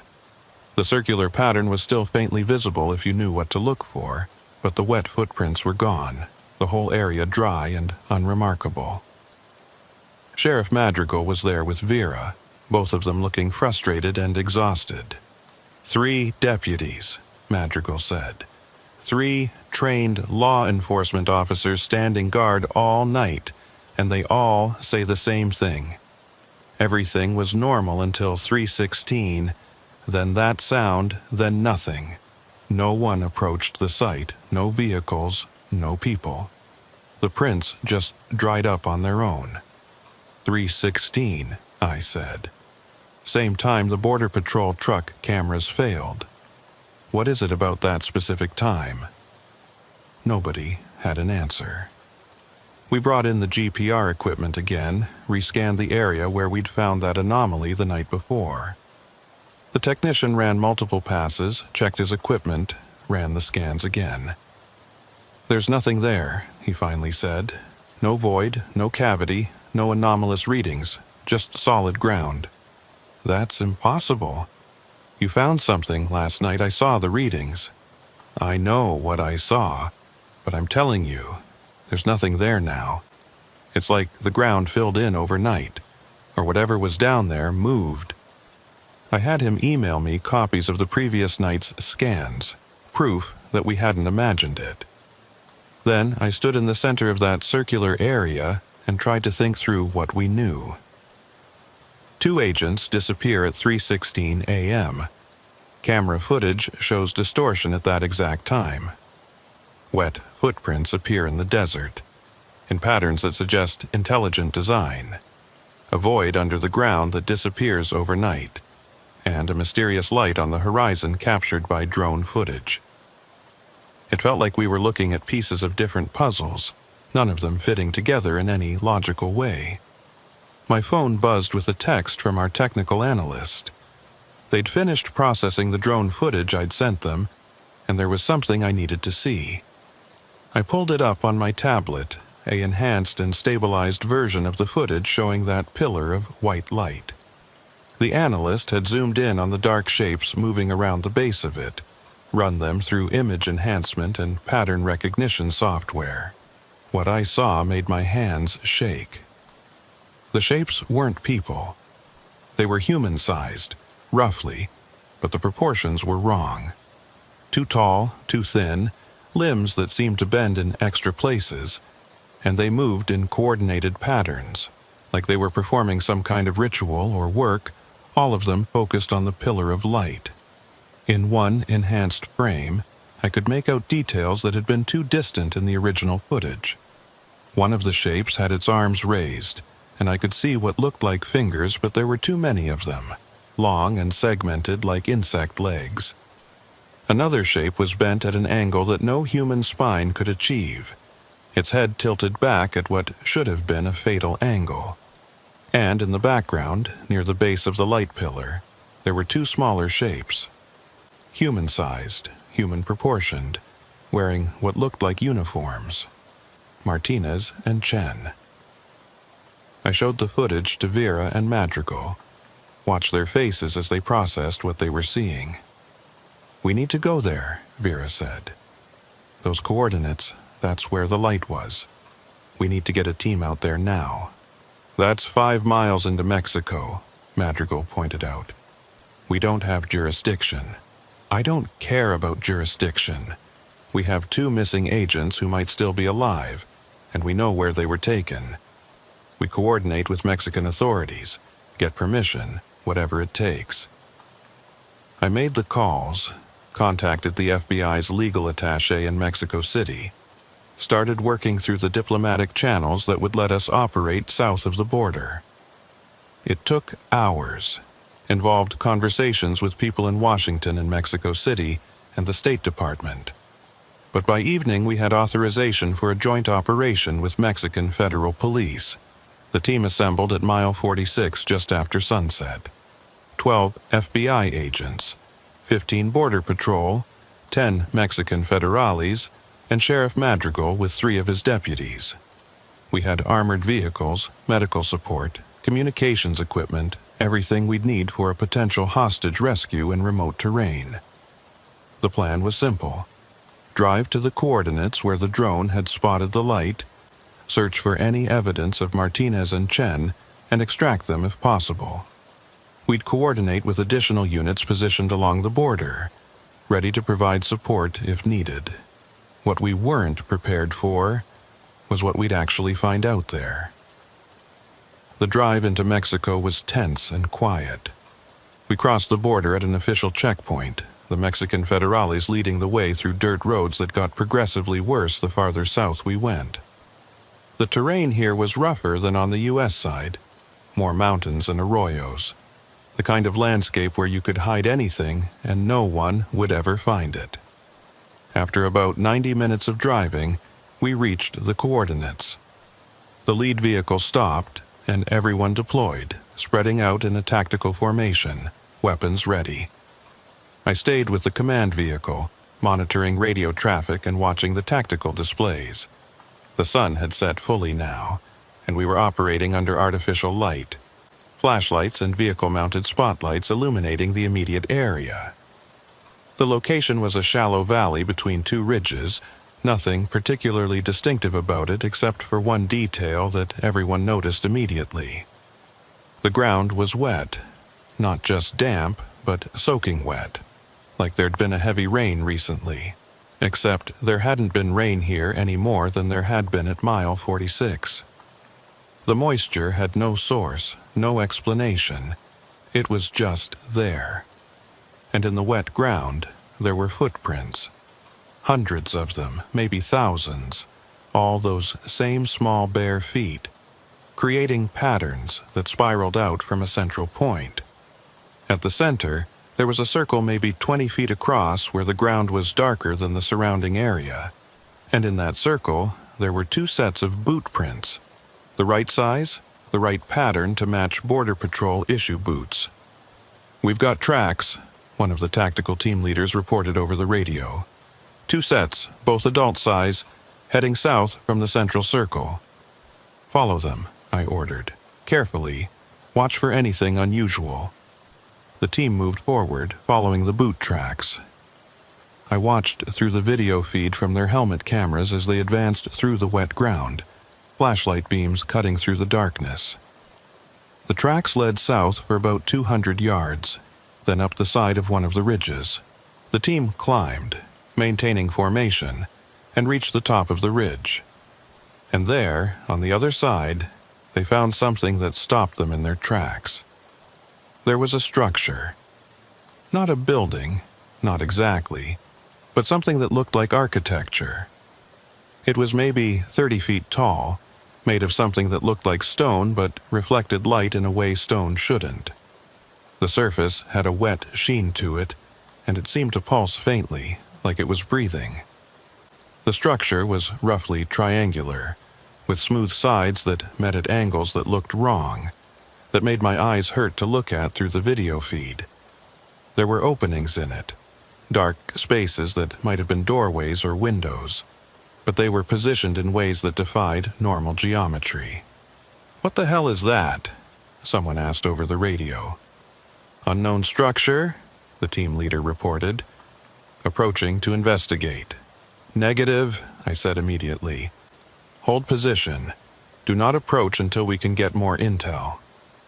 But one of the federales, either not hearing the order or choosing to ignore it, moved closer to the structure. He was maybe 10 feet from the nearest opening when something happened. The structure flashed, that same white light we'd seen in the drone footage, so bright it overloaded the helmet cameras. When the image came back, the federale was on the ground, and the structure was pulsing more rapidly, the light growing brighter. Man down, someone shouted. The team rushed forward to grab their fallen colleague, dragged him back from the structure. The medic started working on him immediately, checking vitals, looking for injuries. "He's breathing," the medic reported. "Pulse is strong but irregular. No visible wounds. He's just unconscious.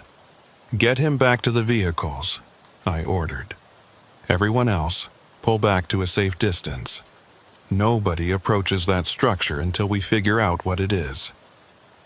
The team retreated, carrying the unconscious federale, and established a perimeter about 100 yards from the structure.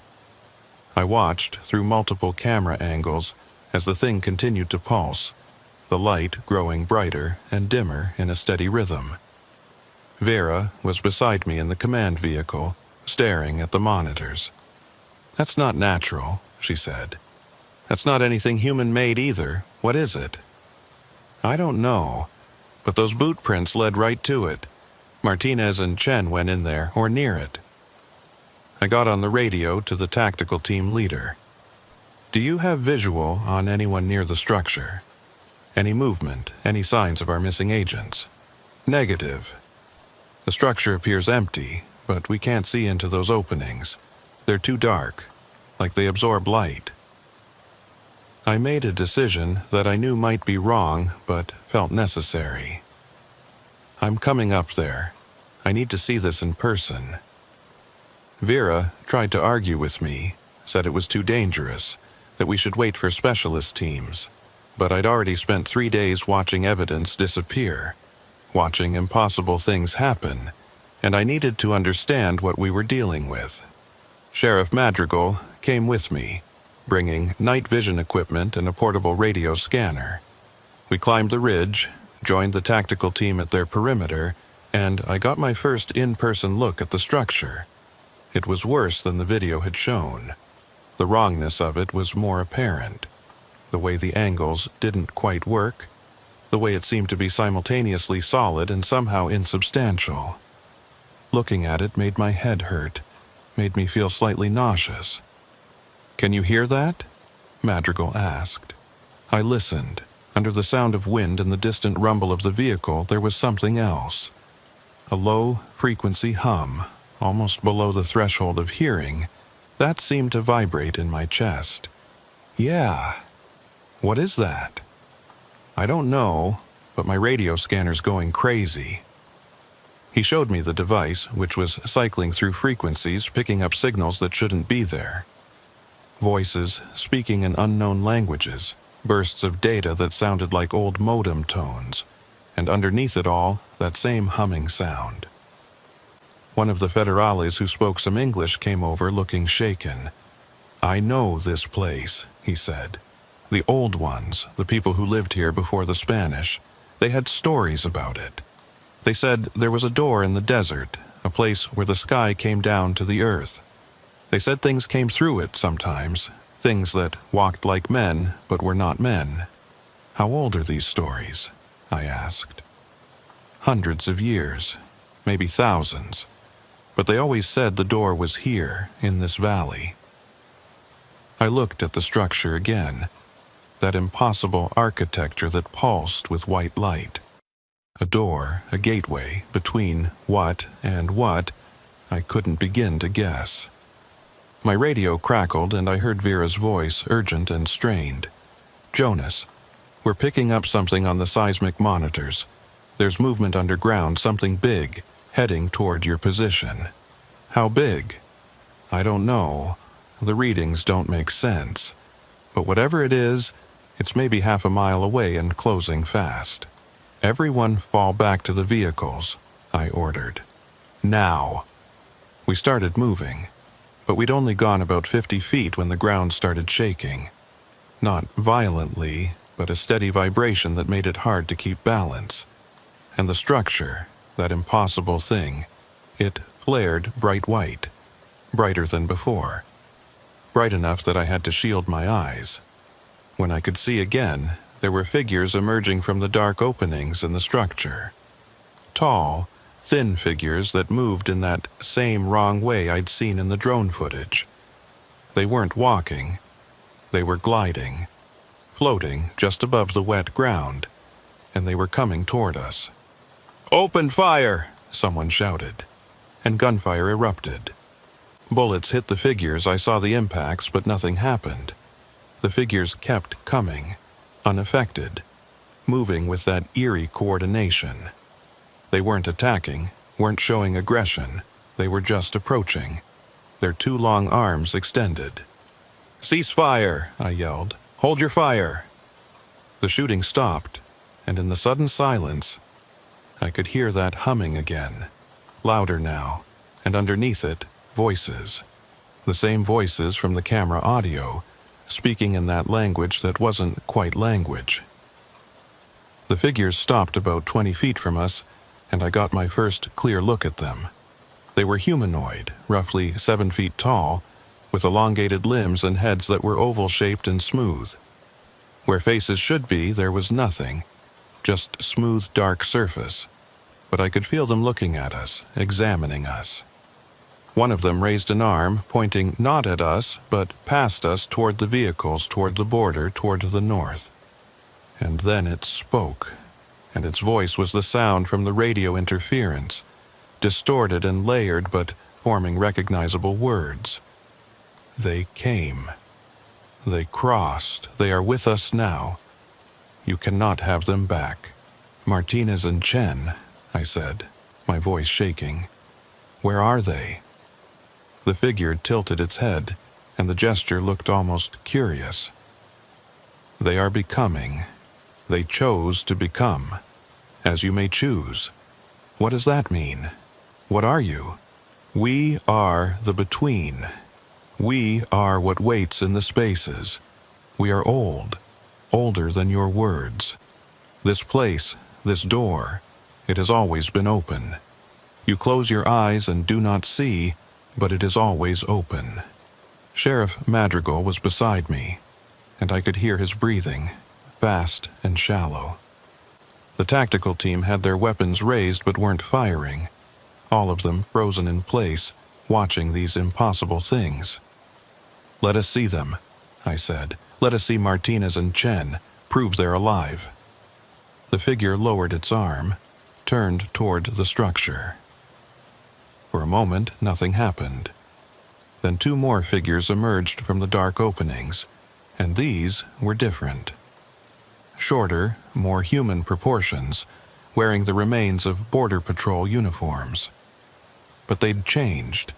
Their skin had a pale quality to it, almost luminescent, and they moved with that same gliding motion as the others. When they got close enough, I could see their faces, and my stomach dropped. Martinez and Chen, recognizable but altered, their features somehow sharper, their eyes completely black, no whites visible at all. They looked at us, and I wasn't sure they even recognized us as their former colleagues. "What did you do to them?" Vera demanded, her voice breaking. "Nothing. They chose. They opened themselves to the becoming, and now they are between, as we are. They are home. This isn't their home. They're human. They belong with us. They were human, now they are more. They see the spaces between moments, walk the paths between places. They are free of the prison of singular time, singular place. They are home." I wanted to argue, wanted to demand their return, but looking at Martinez and Chen, at what they'd become, I knew it was pointless. Whatever process had transformed them, it wasn't something that could be reversed.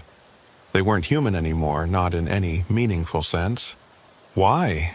I asked. "Why take them? Why not just leave us alone?" The door is opening wider. Your time approaches the convergence. We prepare the way, gather those who can become, who can help your kind when the change comes. They volunteered. They understood. Others will volunteer too. The figure raised its arm again, and this time it was pointing directly at me. "You could become. You have the sight, you see what others do not. You could be between, could help when the convergence comes." I felt that pull, that same sensation I'd experienced standing in the circle of wet footprints. An invitation, a promise of understanding, of seeing beyond the narrow limits of normal human perception. For a moment, I was tempted. Then Vera grabbed my arm, pulling me back, and the spell broke. "We're leaving," she said firmly. "Everyone, back to the vehicles. Now." We retreated, moving carefully, keeping our eyes on the figures. They didn't follow, just stood there watching us go. When we reached the vehicles, I looked back one last time. Martinez and Chen were still visible, standing with the others near the structure. As I watched, they raised their hands in unison, a gesture that might have been a wave or a blessing or just acknowledgement. Then the white light flared again, and when it cleared, they were gone. All of them, the figures and the structure itself, just gone like they'd been erased from the world. The ground was still wet, still covered in those impossible footprints, but the structure, that door between places, had vanished. We drove back to the border in silence, everyone processing what we'd seen, trying to fit it into some framework that made sense. The unconscious Federale woke up about halfway back, confused and disoriented, but physically unharmed. He couldn't remember anything after approaching the structure, had no memory of what happened to him. By the time we reached mile 46, it was almost dawn. We debriefed, gave initial statements, began the long process of documenting what had occurred. But I knew, even as I was doing it, that most of the official report would never capture the truth of what we'd encountered. How do you report that 2 federal agents have been transformed into something non-human? How do you document a structure that defies physics and disappears without a trace? How do you explain to the families of Martinez and Chen that their loved ones aren't dead, but they're not coming home either? I spent 3 days in meetings, being questioned by people from Washington, being evaluated by psychologists, giving testimony that I knew sounded insane. They showed me the photos from the site, the video footage, all the documentation we'd gathered. Everything was there, undeniable evidence of what we'd seen, but already the explanations were being crafted. Mass hallucination caused by unidentified chemicals in the desert air. Natural gas seepage that created visual distortions and affected brain function. Elaborate hoax perpetrated by persons unknown for purposes that remained unclear. The official story being prepared didn't include doors between worlds or beings that existed in the spaces between moments. It didn't include the transformation of 2 federal agents into something that was no longer human. On the 4th day, I was told to take administrative leave while the investigation continued. It wasn't a punishment, they said, just standard procedure. I needed rest, needed to process what I'd experienced. I went home, tried to sleep, couldn't. Every time I closed my eyes, I saw that structure, those figures, Martinez and Chen with their black eyes and 2 smooth movements. On the 5th night, I woke at 3:16 a.m. Exactly 3:16, the same time the Border Patrol truck cameras had failed, the same time the footprints had dried up. I lay in bed, staring at the ceiling, and felt something watching me. I got up, walked through my dark house to the back door, and stepped outside. The desert stretched away from my property, empty and still under the stars. But something was different. The air felt charged, electric, like a storm was coming. And in the distance, maybe a mile away, I saw a light, white and steady, pulsing in a rhythm I recognized. The door was opening again. Here, on the U.S. side, much closer to civilization than mile 46, they were coming through, those beings that existed between moments, and they were looking for more volunteers. I could feel that pull again, stronger now. The invitation to become, to see beyond the limitations of human perception, to understand the convergence they kept mentioning. Part of me wanted to walk toward that light, to see what Martinez and Chen had seen, to become what they'd become. Instead, I went back inside, locked the door, and called Vera. "They're back," I said when she answered. "Or they never left. There's a light in the desert, same as before. Where?" I gave her the location, heard her mobilizing a response team, but I knew it wouldn't matter. By the time anyone got there, the light would be gone, the door would close, and there'd be nothing but wet footprints and questions. I've been on administrative leave for 3 weeks now. The official investigation is ongoing, but I already know what the conclusion will be. Inconclusive results, insufficient evidence to determine what happened to Martinez and Chen. Case closed pending new information. But I also know the truth. The door in the desert is real. The beings that come through it are real. And they're gathering people, preparing for something they call the convergence, some event that will change everything. I don't know when it will happen. Could be tomorrow, could be 100 years from now. But it's coming, and when it does, the people they've taken, the ones who've become something between human and whatever these beings are, they'll be the bridge between our world and theirs. Martinez and Chen aren't lost. They're not dead. They're just ahead of us, waiting on the other side of a door that most people can't see. I still work for the FBI, still investigate cases along the border, but I carry something with me now, an awareness that there are things happening in the spaces we don't look at, doors opening in places we think are empty. And sometimes, late at night when I'm out in the desert, I see them. Tall figures standing on the horizon, watching. Wet footprints appearing in the dry sand, leading nowhere and everywhere. Lights in the sky that pulse with that familiar rhythm. The door is always there. We just choose not to see it. Until we do. Until we're ready to become.